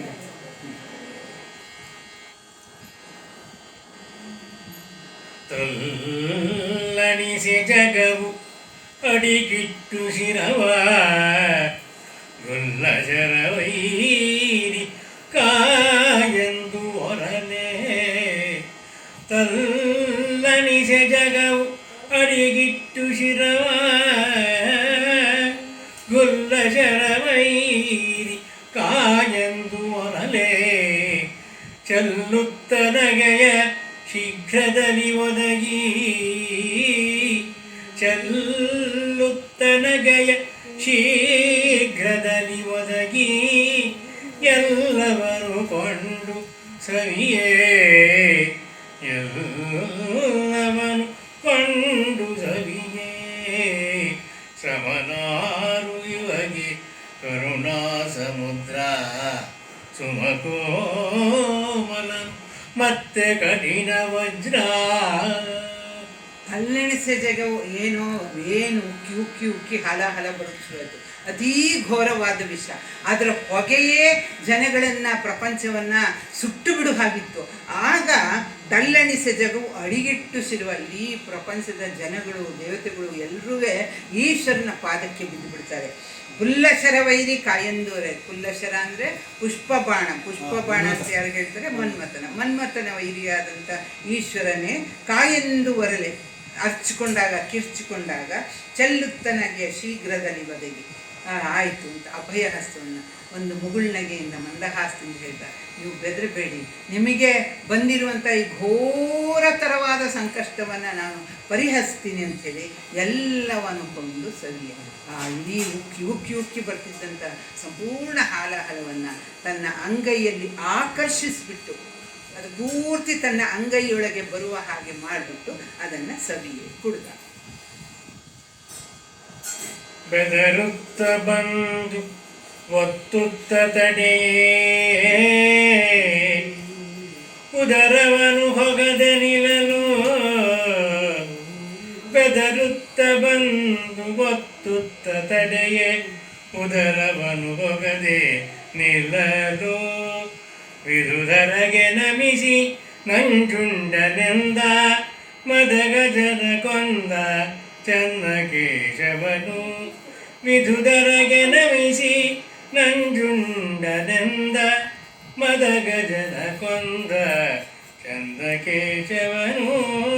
ಸವನಾರು ಇವಗೆ ಕರುಣಾ ಸಮುದ್ರ ಸುಮಕೋಮಲನು ಮತ್ತೆ ಕಠಿಣ ವಜ್ರ. ಬೆದರುತ್ತ ಬಂದು ಅವನು ಆಕರ್ಷಿಸ್ಬಿಟ್ಟ, ಕುಡಿದ್ಬಿಟ್ಟ. ಆದರೆ ಪತ್ನಿಯಾದಂತಹ ಪಾರ್ವತಿಗೆ ಭಯವಾಗಿತ್ತು. ಅವಳು ಹೆದರುತ್ತಾ ಬಂದು ಉದರ ಒತ್ತುತ್ತ ತಡೆ ಕುತ್ತಿಗೆಗೆ ಹೀಗೆ ತಡೆದು ಬಿಡ್ತಾಳಂತೆ. ಕಂಠವನ್ನು ಬಿಗಿಯಾಗಿ ಒತ್ತಿದಾಗ ಉದರವನ್ನು ಹೋಗದೆ ನಿಲ್ಲಲು, ಅದು ಹೊಟ್ಟೆ ಒಳಗೆ ಹೋಗಿಲ್ಲ. ಅದಕ್ಕೆ ಒಂದು ಕಾರಣವನ್ನು ಹೇಳ್ತಾರೆ, ಬ್ರಹ್ಮಾಂಡೋದರ. ಈಶ್ವರ ಭಗವಂತನ ಒಳಗೂ ಪ್ರಪಂಚ ಇದೆ, ಭಗವಂತನ ಹೊರಗೂ ಪ್ರಪಂಚ ಇದೆ. ಹೊರಗಡೆ ಬಿಟ್ಟಿದ್ರೆ ಇಡೀ ಆ ಪ್ರಪಂಚ ನಾಶ ಆಗ್ತಿತ್ತು, ಅದು ನುಂಗುಕ್ಕೆ ಬಿಟ್ಟರೆ ಉದರದಲ್ಲಿರುವ ಪ್ರಪಂಚ ನಾಶ ಆಗ್ತಿತ್ತು. ಅದಕ್ಕೆ ಎರಡೂ ನಾಶವಾಗ್ತಾ ಇರಲಿ ಅಂತ ಹೊರಗಿನ ವಿಷವನ್ನು ಆಕರ್ಷಿಸಿ ಕುಡಿದ. ಆ ಕುಡಿದದ್ದು ಉದರಕ್ಕೆ ಹೋಗದೆ ಇರಲಿ ಅಂತ ಪಾರ್ವತಿ ತಡೆದು. ಅದರಿಂದ ವಿದುಧರಗೆ ನಮಿಸಿ ನಂಜುಂಡನೆಂದ. ನಂಜು ಅಂದರೆ ವಿಷ, ವಿಷವನ್ನು ಉಂಡವನು. ವಿದುಧರ ಅಂದರೆ ವಿಧು ಅಂದರೆ ಚಂದ್ರ, ಚಂದ್ರನನ್ನು ಧರಿಸಿದಂಥ ಈಶ್ವರನಿಗೆ ನಮಿಸಿಬಿಟ್ಟು ನೀನು ಇನ್ನು ಮುಂದಿನಿಂದ ಶ್ರೀಕಂಠ, ಸಿರಿಕಂಠ, ಸ್ಥಿತಿಕಂಠ. ವಿಧು ಅಂದರೆ ಚಂದ್ರ, ವಿದುಧರ ಅಂದರೆ ವಿಭು ಅಂದರೆ ದೇವರು, ಒಡೆಯ ಅನ್ನೋ ಅರ್ಥ ಆಗುತ್ತೆ. ವಿಧು ಅಂದರೆ ಚಂದ್ರ. ವಿಧುಶೇಖರ ಭಾರತಿಗಳು ಅಂತ ಶೃಂಗೇರಿಯವರು ಹೇಳ್ತಾರೆ, ಚಂದ್ರಶೇಖರ. ವಿದುಧರಗೆ ನಮಿಸಿ ನಂಜುಂಡ, ಕನ್ನಡದ ಪದ ಇದು. ಶ್ರೀಕಂಠ, ಶಿತಿಕಂಠ, ಪಾಲಕ್ರಿಯಲ್ಲಿ ಇದು ಶ್ರೀಕಂಠ. ಒಂದು ವಿಷಕಂಠ ಶ್ರೀಕಂಠ ಅಂತ ಯಾಕೆ ಹೇಳ್ತಾರೆ? ಶ್ರೀಕಂಠ ಅಂತಂತಂದರೆ ಇದಕ್ಕೆ ಆಗ್ಬೋದು, ಒಂದೊಂದು ಪದಕ್ಕೆ ತುಂಬ ಅರ್ಥ ಇದೆ. ಅದರಿಂದ ಈಗ ಶ್ರೀಧರ ಅಂತ ಈಶ್ವರನಿಗೂ ಹೇಳ್ತಾರೆ. ಹಾಂ, ಯಾಕೆಂದರೆ ಚಂದ್ರನ 16 ಕಲೆಗಳಲ್ಲಿ ಚಂದ್ರನ ಕಲೆಗಳಿದೆ, ಅದರಲ್ಲಿ ಒಂದು ಶ್ರೀ ಅಂತ ಅನ್ನೋದು ಒಂದು ಕಲೆ.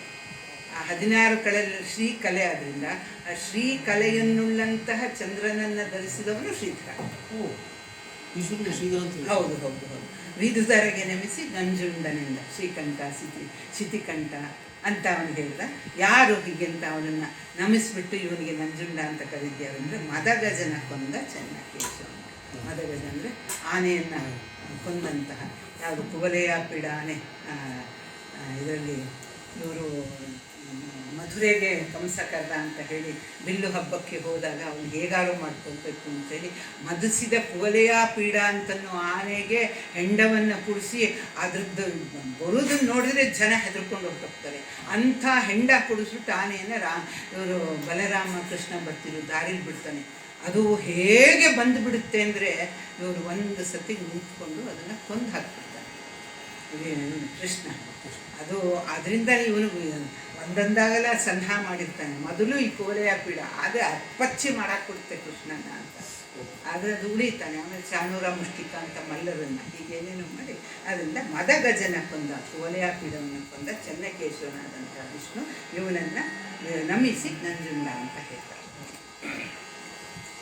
ಮುಂದಿನ ಮುಂದಿಗೆ ಬಗೆದು ನೋಡಲನಿತು ಮುದವೋ ಬೆರಗು ಮೂಡದೆ ಬಗೆಯ ಕಾಂಬುದೊಂದು ಅರ್ಥ ಬಗೆಯ ಬೇರಿದೆ. ಬಗೆದು ನೋಡಲನಿ ಮುದವು ಬೆರಗು ಮೂಡದೆ ಖಗನು ಅಲ್ಲ ಖಗನೆಯಾಗಿ ನಗವ ಕಿತ್ತನು. ಖಗನು ಅಲ್ಲ ಖಗನೆ ಆಗಿ ನಗವ ಕಿತ್ತನು. ಮೃಗವೇ ಅಲ್ಲ ಮೃಗವದಾಗಿ ಬರಿದೆ ಸತ್ತನು. ಅಸುರನಲ್ಲ ಅಸುರದ ಮದಿ ಕಳೆದು ಸತ್ತನು. ಅಸುರನಲ್ಲ ಅಸುರದ ಮದಿ ಕಳೆದು ಸತ್ತನು. ಹಸುವು ಅಲ್ಲ ಹಸುವು ಆಗಿ ಪ್ರಾಣ ಬಿಟ್ಟನು. ಬಗೆದು ನೋಡಲೆನಿತು ಮುದವು ಬೆರಗು ಮೂಡದೆ.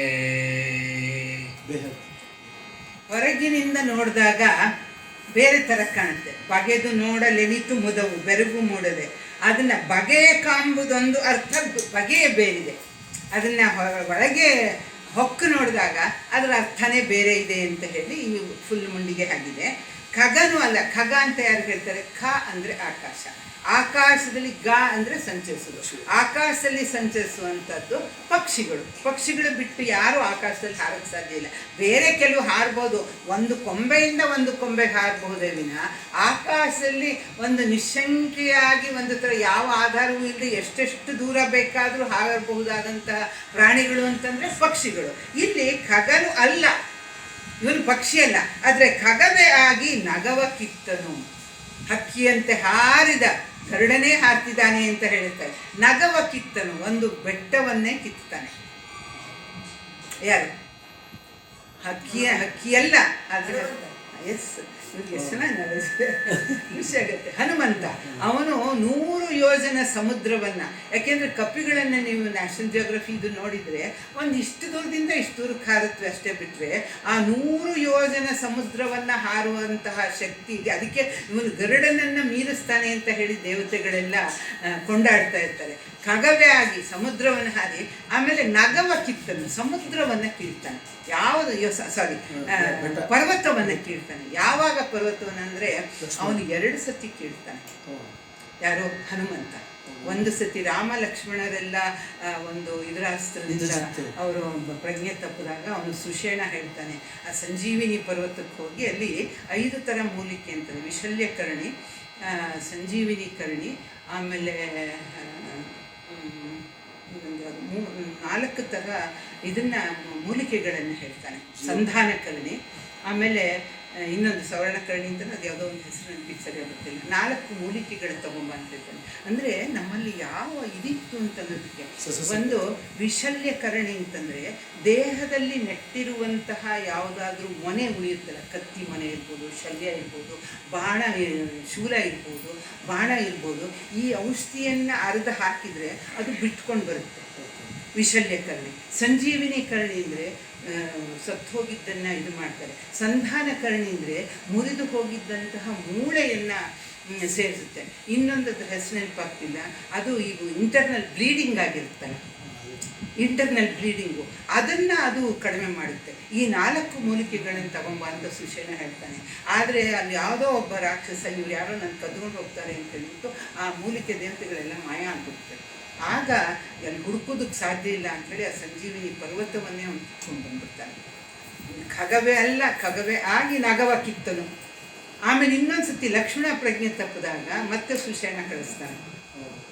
ಆಗ ಔಷಧಿ ಪರ್ವತದಿಂದ ತಗೊಂಬ ಅಂತ. ಆಗಲೂ ಹೋಗಿ ಒಂದು ಪರ್ವತವನ್ನು 2 ಸತಿ ಹೋಗ್ತಾನೆ. ಆಮೇಲೆ ಹನುಮಂತ ಇದನ್ನು ಹಾರದ ಅಂತ ಹೇಳ್ತೀವಿ ನಾವು, ಯಾವುದು ದಕ್ಷಿಣ ಸಮುದ್ರವನ್ನು. ಅವ್ರು ಎಷ್ಟು ಸತಿ ಹಾಕ್ತಾನೆ ಗೊತ್ತಾ? ಹೋಗ್ತಾನೆ ಬರ್ತಾನೆ, ಹೌದಾ? ಹೋದ್ಮೇಲೆ ಬರಬೇಕು ತಾನೆ, 2 ಸತಿ ಆಯಿತು. ಆಮೇಲೆ ಸಂಜೀವಿನಿ ಪರ್ವತವನ್ನು ತರುವುದಕ್ಕೆ ಹೋಗ್ತಾನೆ. ಎಲ್ಲಿಂದ? ಈ ದಕ್ಷಿಣ ಸಮುದ್ರದ ಲಂಕೆಯಿಂದ ಆ ಉತ್ತರದ ಹಿಮವತ್ ಪರ್ವತದಕ್ಕೆ ಹೋಗ್ತಾನೆ. ಅಂದರೆ ಇದಕ್ಕಿಂತ ಜಾಸ್ತಿ ಆ ಭೂಮಿಯಿಂದ ಅಲ್ಲಿಯವರೆಗೂ ಹೋಗ್ತಾನೆ. ಅಲ್ಲಿ ಹಾರಿ ತಗೊಂಡು ಬರ್ತಾನೆ. ತಗೊಂಡು ಬಂದು ಮತ್ತೆ ಹೋಗಿಟ್ಟು ಬರ್ತಾನೆ. ಎಷ್ಟು ಸತಿ ಸಮುದ್ರ ದಾಟ್ತಾ? ಇನ್ನು 4 ಸತಿ, 4, 2, 6. ಮತ್ತೆ ಆ ಲಕ್ಷ್ಮಣನಿಗೋಸ್ಕರ ಔಷಧಿ ಪರ್ವತ ತರೋದಕ್ಕೋಸ್ಕರ ಅಷ್ಟೇ ಹೋದ, ತಗೊಂಡು ಬಂದ, ತಗೊಂಡು ಹೋದ, ತಗೊಂಡು. ಈಗ ನಮ್ಮ ಗಣೇಶ ಅಂತ ಕಲಿಗೂ ಅವ್ರು ಬಾಟ್ಲಿ ಪ್ರೊಫೆಸರ್ ಅವ್ರ ಪ್ರಕಾರ ಈ ಸಂಜೀವಿನಿ ಬೆಟ್ಟ ಇದ್ದಿದ್ದು ವೆಸ್ಟರ್ನ್ ಘಾಟ್ಸ್ ಅಂತ. ವೆಸ್ಟರ್ನ್ ನಮ್ಮ ಪಶ್ಚಿಮ ಘಟ್ಟಗಳಲ್ಲಿ ಲೀಲಾ ಜಲದಲ್ಲಿ. ಯಾಕೆ ಅಂದರೆ ರಾಮಾಯಣದಲ್ಲಿ ಏನು ಹೇಳ್ತಾರೆ ಅಂದರೆ, ಈಗ ಆ ಸಂಜೀವಿನಿ ಮೂಲಿಕೆ ಇದೇನಾಗುತ್ತೆ, ಯುದ್ಧ ಆದಾಗ ರಾಕ್ಷಸರು ಬೃಹತ್ ದೇಹಿಗಳು ಕೊಳ್ತು ಹೋಗುತ್ತೆ. ರಾವಣ ಏನು ಆಜ್ಞೆ ಮಾಡಿರ್ತಾನೆ ಅಂದರೆ ಸತ್ತೋದವ್ರನ್ನೆಲ್ಲ ಸಮುದ್ರಕ್ಕೆ ಹಾಕ್ಬಿಡಿ ಅಂತ. ಹಾಗಾಗಿ ಸತ್ತ ರಾಕ್ಷಸರೆಲ್ಲ ಸಮುದ್ರದಲ್ಲಿ ಇದಾಗ್ಬಿಟ್ಟಿರ್ತಾರೆ ಅಲ್ಲಿ. ಇದಕ್ಕೆ ಈ ಕಪಿಗಳನ್ನು ಮಾಡಿರಲ್ಲ. ಆ ಸಂಜೀವಿನಿ ಪರ್ವತದ ಮೂಲಿಕೆಯಿಂದಾಗಿ ಎಲ್ಲ ಕಪಿಗಳು ಜೀವಂತವಾಗ್ತಾರೆ. ಒಂದು ಕಪ್ಪಿ ಸತ್ತೋಗಲ್ಲ. ಆಗ ಸುಷೇಣ ಏನಂತಾನೆ, ಇದಿಲ್ಲೇ ಇದ್ದರೆ ಆಮೇಲೆ ಮುಂದೆ ಸಾಯಬಹುದಾದ ರಾಕ್ಷಸರು ಅವ್ರು ಜೀವಂತವಾಗ್ತಾರೆ, ವಾಪಸ್ ತೊಗೊಂಡು ಹೋಗಿಟ್ಟು ಬಾ ಅಂತಾನೆ. ಔಷಧಿ ಪರ್ವತದಲ್ಲೂ ಹಾಗೆ ಆಗೋದು. ಹಾಗಾಗಿ ಅವನು ಲಂಕೆಗೆ ಹೋಗಿ ಬಂದಿದ್ದು 2 ಸತಿ, ಔಷಧಿ ಪರ್ವತಗಳನ್ನು ತಗೊಂಡು ಹೋಗಿ ಇಟ್ಟು ಬಂದಿದ್ದು ಹಾಗೆ 4, 10 ಸತಿ ಅವನು ಸಮುದ್ರವನ್ನು ದಾಟ್ತಾನೆ.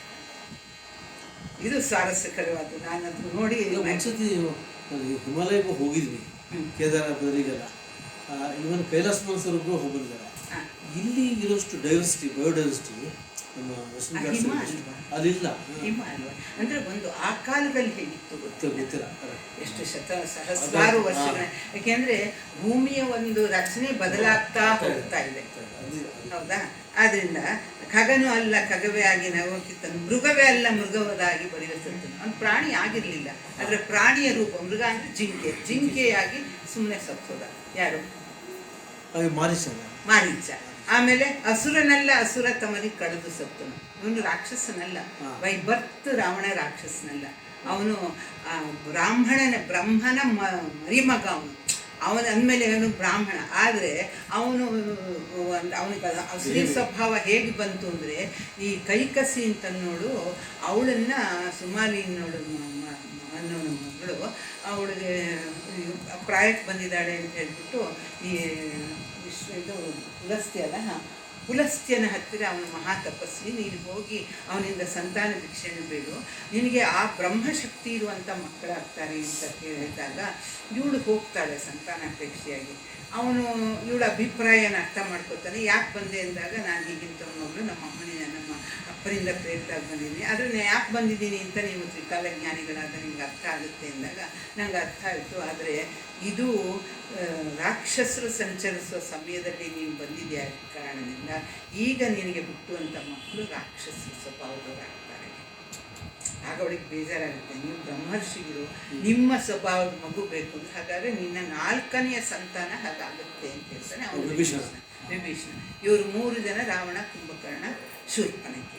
ಹಾಗಾಗಿ ಆಮೇಲೆ ಇವನು ಮಾರೀಚನ್ನ ಅವನು ಪ್ರೇರಿಸ್ತಾನೆ, ನೀನು ಜಿಂಕೆ ಆಗ್ಬೋದು ಅಂತ. ಜಿಂಕೆ ಅಲ್ಲ ಅವನು, ಆದರೆ ಜಿಂಕೆ ಅವತಾರವನ್ನು ತಡೆದ್ಬಿಟ್ಟು ಸುಮ್ಮನೆ ಅವನು ಪ್ರಾಣವನ್ನು ಕೊಡ್ತಾನೆ. ಅಸುರನಲ್ಲ, ಅಸುರ ತಮ್ಮದಿ ಕಳೆದು ಸತ್ತನು. ರಾಕ್ಷಸನಲ್ಲ, ಇದು ರಾಕ್ಷಸ ಬುದ್ಧಿಯಿಂದ ಸತ್ತೋದ. ಹಸುವು ಅಲ್ಲ, ಹಸುವು ಆಗಿ ಪ್ರಾಣ ಬಿಡ್ತಾನೆ. ಹಸು ಅಲ್ಲ, ಆದರೆ ಹಸುವಿನ ಒಬ್ಬ ರಾಕ್ಷಸ ಕೃಷ್ಣನನ್ನು ಕೊಲ್ಲೋದಕ್ಕೆ ಬಂದವನು. ಅವನ ಹೆಸರು ಎಂಥದ್ದು ಅರಿಷ್ಠಾಸುರ ಅಂತ ಒಬ್ಬ, ವತ್ಸಾಸುರ ಅಂತ ಇನ್ನೊಬ್ಬ. ಒಬ್ಬ ಕರುವಿನ ರೂಪದಲ್ಲಿ ಬಂದು ಕೃಷ್ಣನ ಗೋಮಂದೆಯಲ್ಲಿ ಸೇರಿಕೊಂಡು ಸಮಯ ಕಾಯ್ತಿರ್ತಾನೆ. ಅದು ಕೃಷ್ಣ ಗುರ್ತಿಡ್ಬಿಟ್ಟು ಅವನು ಕೊಂದು ಬಿಡ್ತಾನೆ. ಇನ್ನೊಂದು ಗೂಳಿಯ ರೂಪದಲ್ಲಿ ಬಂದು ಕೊಲ್ಲೋದಕ್ಕೆ ಹೋಗ್ತಾನೆ. ಅರಿಷ್ಠಾಸುರ, ವತ್ಸಾಸುರ ಇವರಿಬ್ಬರು. ಅದನ್ನು ಹಸು ಅಲ್ಲ, ಹಸುವೆ ಆಗಿಸ್ತಾನೆ, ಪ್ರಾಣ ಬಿಡ್ತಾನೆ.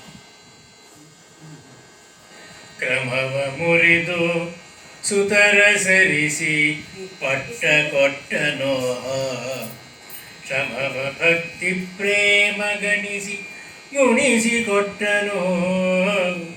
ಕ್ರಮವ ಮುರಿದು ಸುತರ ಸರಿಸಿ ಪಟ್ಟ ಕೊಟ್ಟನೋ, ಶ್ರಮವ ಭಕ್ತಿ ಪ್ರೇಮ ಗಣಿಸಿ ಗುಣಿಸಿ ಕೊಟ್ಟನೋ. ಭ್ರಮಿಸಿ ಶಂಖ ಚಕ್ರ ಧರಿಸೆ ಕಳೆದು ಬಿಟ್ಟನು, ಭ್ರಮಿಸಿ ಶಂಖ ಚಕ್ರ ಧರಿಸೆ ಕಳೆದು ಬಿಟ್ಟನು. ಧ್ರುವವ ಮುರಿದು ನಿಜದ ರೂಪ ಭರಿಸಿ ಬಿಟ್ಟನು, ಧ್ರುವವ ಮುರಿದು ನಿಜದ ರೂಪ ಭರಿಸಿ ಬಿಟ್ಟನು. ಕ್ರಮವ ಮುರಿದು ಸುತರ ಸರಿಸಿ ಪಟ್ಟ ಕೊಟ್ಟನು. ಕನ್ನಡ ನಾನು ಹೀಗೆ ಕಂಡಿರ್ತಾ ಒಂದಷ್ಟು ವರ್ಷದ ಬಿಟ್ಬಿಟ್ಟು ಕ್ರಮವ ಮುರಿದು ಸುತರ ಸರಿಸಿ ಪಟ್ಟ ಕೊಟ್ಟನು. ಹಿಂದಿನ ಕಾಲದಲ್ಲಿವರೆಗೂ ಏನು ಅದು, ಆ ರಾಜರು ಅವರ ಮಕ್ಕಳು ಹಾಗೇ ಬರ್ತಿದ್ರು, ಜ್ಯೇಷ್ಠ ಪುತ್ರ. ಅದೇ ತಾನೇ, ಯಾವುದೇ ಈಗ ರಾಜನಿಗೆ ಸಂತಾನ ಇಲ್ಲ ಅಂತಂದರೆ ಆ ಜನರುಗಳು ಬೇಡ್ಕೊಳ್ಳೋರು, ಪ್ರಜೆಗಳು ಬೇಡ್ಕೊಳ್ಳೋರು, ಇವರು ತಪಸ್ಸಿಗೆ ಹೋಗೋರು, ವರ ಪಡ್ಕೊಳ್ಳೋರು ಅಂತೂ ಹೀಗೆ ಅದು ಕ್ರಮವಾಗಿತ್ತು. ತನ್ನದೇ ಸಂತಾನ, ತನ್ನದೇ ರಕ್ತ, ಜ್ಯೇಷ್ಠ ಸುತ. ಆದರೆ ಇವನೊಬ್ಬ ರಾಜ ಏನು ಮಾಡ್ತಾನೆ, ಆ ಕ್ರಮವನ್ನು ಮುರಿದು ಸುತರನ್ನು ಪಕ್ಕಕ್ಕೆ ಸರಿಸಿ ಬೇರೆಯವನಿಗೆ ಪಟ್ಟಗಟ್ಟಾನೆ.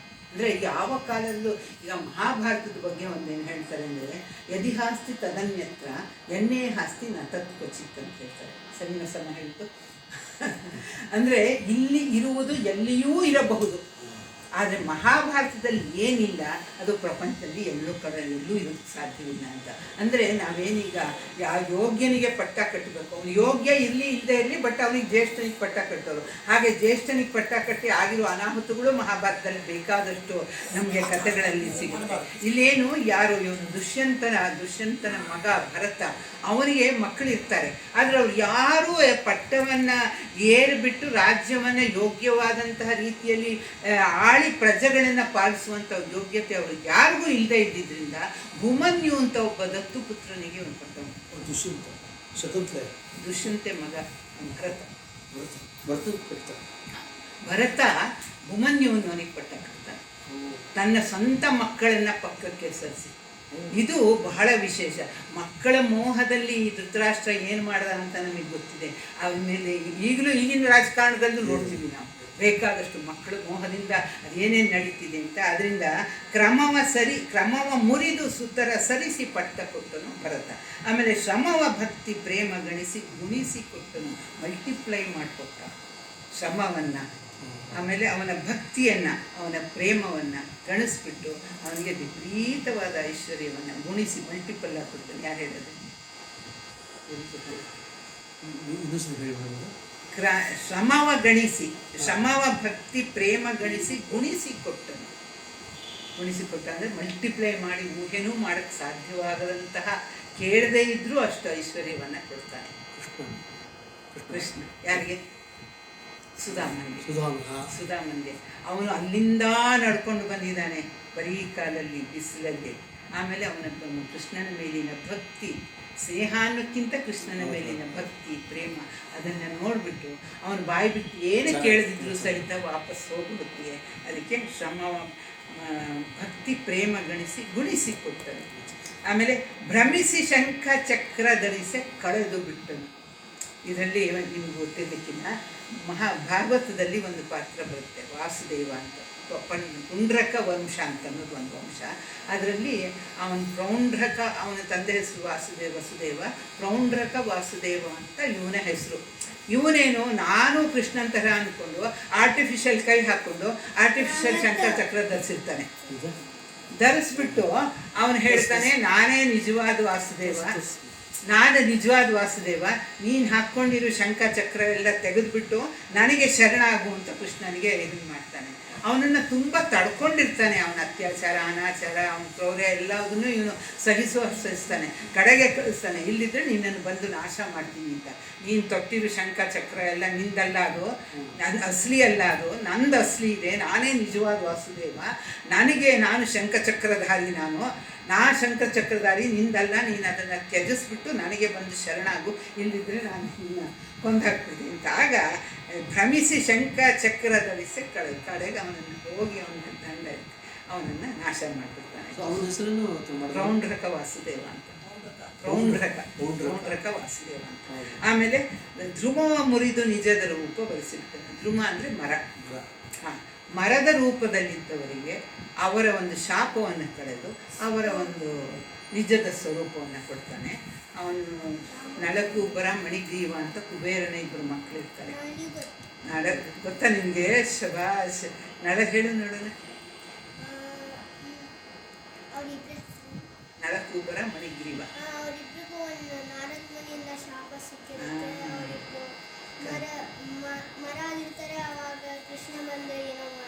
ಶಬಾಷ್. ನಳಕೂಬರ ಮಣಿಗ್ರೀವ ಅಂತನೋರಿಬ್ಬರು ಕುಬೇರನ ಮಕ್ಕಳು. ಅವ್ರ ಅಪ್ಸರಿಯರ ಜೊತೆ ಒಂದು ಸತಿ ನದಿಯಲ್ಲಿ ಕ್ರೀಡೆ ಮಾಡ್ತಾ ಇರ್ತಾರೆ. ಆಗ ನಾರದ ಮುನಿಗಳು ಬರುವಾಗ ಈ ಅಪ್ಸರಿಯರು ಏನು ಮಾಡ್ತಾರೆ, ಅವರು ಸಂಕೋಚದಿಂದ ತಕ್ಷಣ ಎದ್ದು ಹೋಗಿ ಅವರು ಬಟ್ಟೆ ಹಾಕೋತಾರೆ. ಆದರೆ ಕುಡಿದ ಅಮ್ಮನಲ್ಲಿನಲ್ಲಿ ನಳಕೂಬರ ಮಣಿಗ್ರೀವರು ಬೆತ್ತಲೆಯಾಗಿ ಹಾಗೆ ನಿಂತಿರ್ತಾರೆ.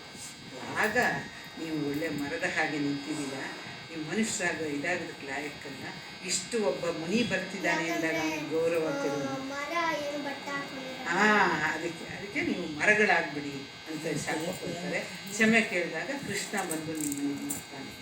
ಆಗ ಅವನನ್ನು ಒಂದ್ಸತಿ ಒರಳಿಗೆ ಕಟ್ಟಾಗ ಆ ಒರಳನ್ನು ಎಳ್ಕೊಂಡು ಹೋಗಿ ಆ 2 ಮರಗಳು ಹತ್ತತ್ರ ಬೆಳೆದಿರುತ್ತೆ.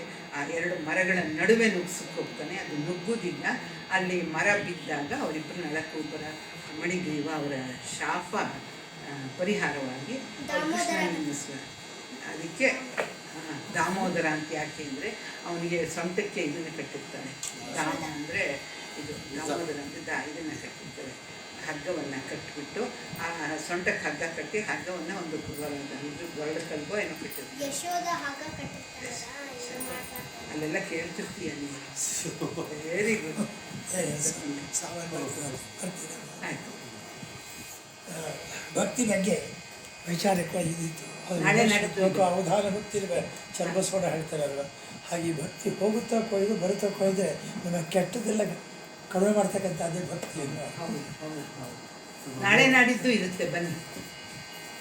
ನಾಳೆ ನಾಡಿದ್ದು ಇದೆ. ಹೌದಾ? 94 years. 94. ಅವ್ರು ರಾಜ್ಯೋತ್ಸವ ಹೊರಡಿದ್ದಾರೆ ರಾಷ್ಟ್ರೀಯ. ಅವ್ರದ್ದು ವೀರಭದ್ರನ ಬಗ್ಗೆ ಭಾಳ ಕೆಲಸ ಮಾಡಿದ್ದಾರೆ. ಏನು ನೋಡಿದ್ರು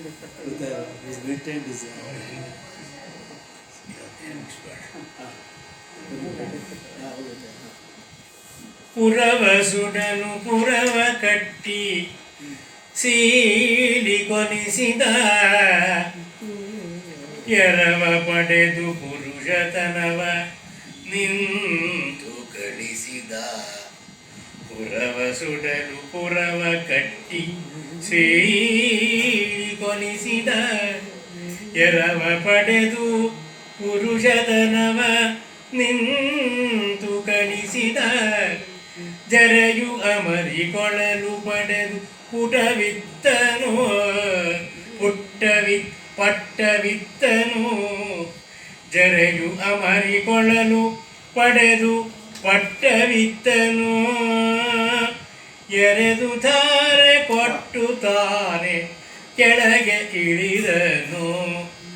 ಎರೆದು ಧಾರೆ ಕೊಟ್ಟು ತಾನೆ ಕೆಳಗೆ ಇಳಿದನು. ಪುರವ ಸುಡಲು ಪುರವ ಕಟ್ಟಿ ಸೀಳಿ ಕೊಲಿಸಿದ. ಏನು ಹೋಗುವಾಗ ಪುರವ ಸುಡಲು ಪುರವ ಕಟ್ಟಿ ಸೀಳಿ ಕೊಲಿಸಿದ. ಅವರ ಹೊಸಳ್ಳಿ ಕೇಶಮೂರ್ತಿಗಳ ಥರನೇ ಹಾಡ್ತಾರೆ. ಅವ್ರ ಶಿಷ್ಯರೇ. ಏನು ಗೊತ್ತಾಗಲ್ಲ ಡಿಫ್ರೆನ್ಸ್. ಅವ್ರ ಶಿಷ್ಯರೇ. ಪುರವ ಸುಡಲು ಪುರವ ಕಟ್ಟಿ ಸೀಳಿ ಕೊಲಿಸಿದ. ಊರನ್ನು ಸುಟ್ಟು ಬಿಡ್ತಾನೆ ಇವನು. ಜರಾಸಂಧ ಮೇಲಿಂದ ಮೇಲೆ ದಾಳಿ ಮಾಡಿಬಿಟ್ಟು ಕೃಷ್ಣನ ಮಧುರೆಯನ್ನು ಬೆಂಕಿಗೆ ಹಚ್ಚಿಬಿಡ್ತಾನೆ. ಈಗ ಏನು ಅಂದರೆ, ಈಗ ಕೃಷ್ಣ ಸರ್ವಶಕ್ತ ಅಂತ ಹೇಳ್ತೀವಿ, ಆದರೆ ಈ ರಾಮ ಆಗಲಿ ಕೃಷ್ಣ ಆಗಲಿ ಅಂತ ಯಾವುದೇ ದೇವರ ಅವತಾರಗಳಾಗಲಿ ಕೆಲವು ಮನುಷ್ಯರ ಹಾಗೆ ಯಾಕೆ ವ್ಯವಹರಿಸ್ತಾರೆ ಅಂದರೆ, ಈಗ ಅವನು ತನ್ನ ಒಂದು ಶಾಪ ಕೊಟ್ಬಿಟ್ಟು ಜರಾಸಂಧನ ಕೊಂದು ಬಿಡ್ಬೋದಿತ್ತು, ಆದರೆ ಮಾಡಲ್ಲ. ಯಾಕೆ ಅಂದರೆ ಈಗ ತುಂಬ ಶಕ್ತಿಶಾಲಿಯಾದಂತಹ ಶತ್ರು ಮೇಲೆ ಬಿದ್ದಾಗ ಜಾಣತನ ಏನು, ಓಡಿ ಹೋಗ್ಬಿಟ್ಟು ಆಮೇಲೆ ಶಕ್ತಿಶಾಲಿಯಾದ ಒಂದು ಪ್ರತಿ ಸೈನ್ಯವನ್ನು ಕಟ್ಟಿ ನಾಶ ಮಾಡೋದು. ಇದು ಜನರಿಗೆ ಪಾಠ. ಏನು ಕೃಷ್ಣ ಓಡೋದನ್ನ ಅಂದರೆ ಆಗಲ್ಲ. ಅದನ್ನೇ ನಾವಲ್ಲಿ ಅರ್ಥ ಮಾಡ್ತೀವಿ. ತುಂಬ ಜನ ಹೌದು, ಜನಗಳಿಗೆ ಅದು ಪಾಠ ಆಗಬೇಕು. ಅವನು ಅದು 84 ಬಾರಿ ಅಂತ ಕುಮಾರವ್ಯಾಸ ಹೇಳ್ತಾನೆ. 84 ಸತಿ ಅವನು ಬಂದಾಗ ಇವನು ಓಡೋದ ಅಂತ. ಎಷ್ಟೇ ಇರಲಿ, ಒಟ್ಟಿನಲ್ಲಿ ಅವನು ಬಂದಾಗ ಇವನ ಕಡೆಗೆ ಓಡೋಗಿದ್ದು ನಿಜ. ಕಡೆಗೆ ಏನು ಮಾಡ್ತಾನೆ, ಇನ್ನು ದಾಳಿ ತಡೆ. ಯಾಕೆಂದರೆ ಪ್ರಜೆಗಳ ಪ್ರಾಣವನ್ನು ಬಲಿ ಕೊಡಬೇಕಾಗುತ್ತೆ, ಹೌದು ತಾನೆ? ರಕ್ತಪಾತ ಆಗೋಗುತ್ತೆ. ತನ್ನನ್ನು ನಂಬಿದ ಪ್ರಜೆಗಳನ್ನು ಅವನು ಪೂರ್ತಿ. ರಾಜಕೀಯ ಅನ್ನೋದು ಯಾವಾಗ ಇರಲಿಲ್ಲ.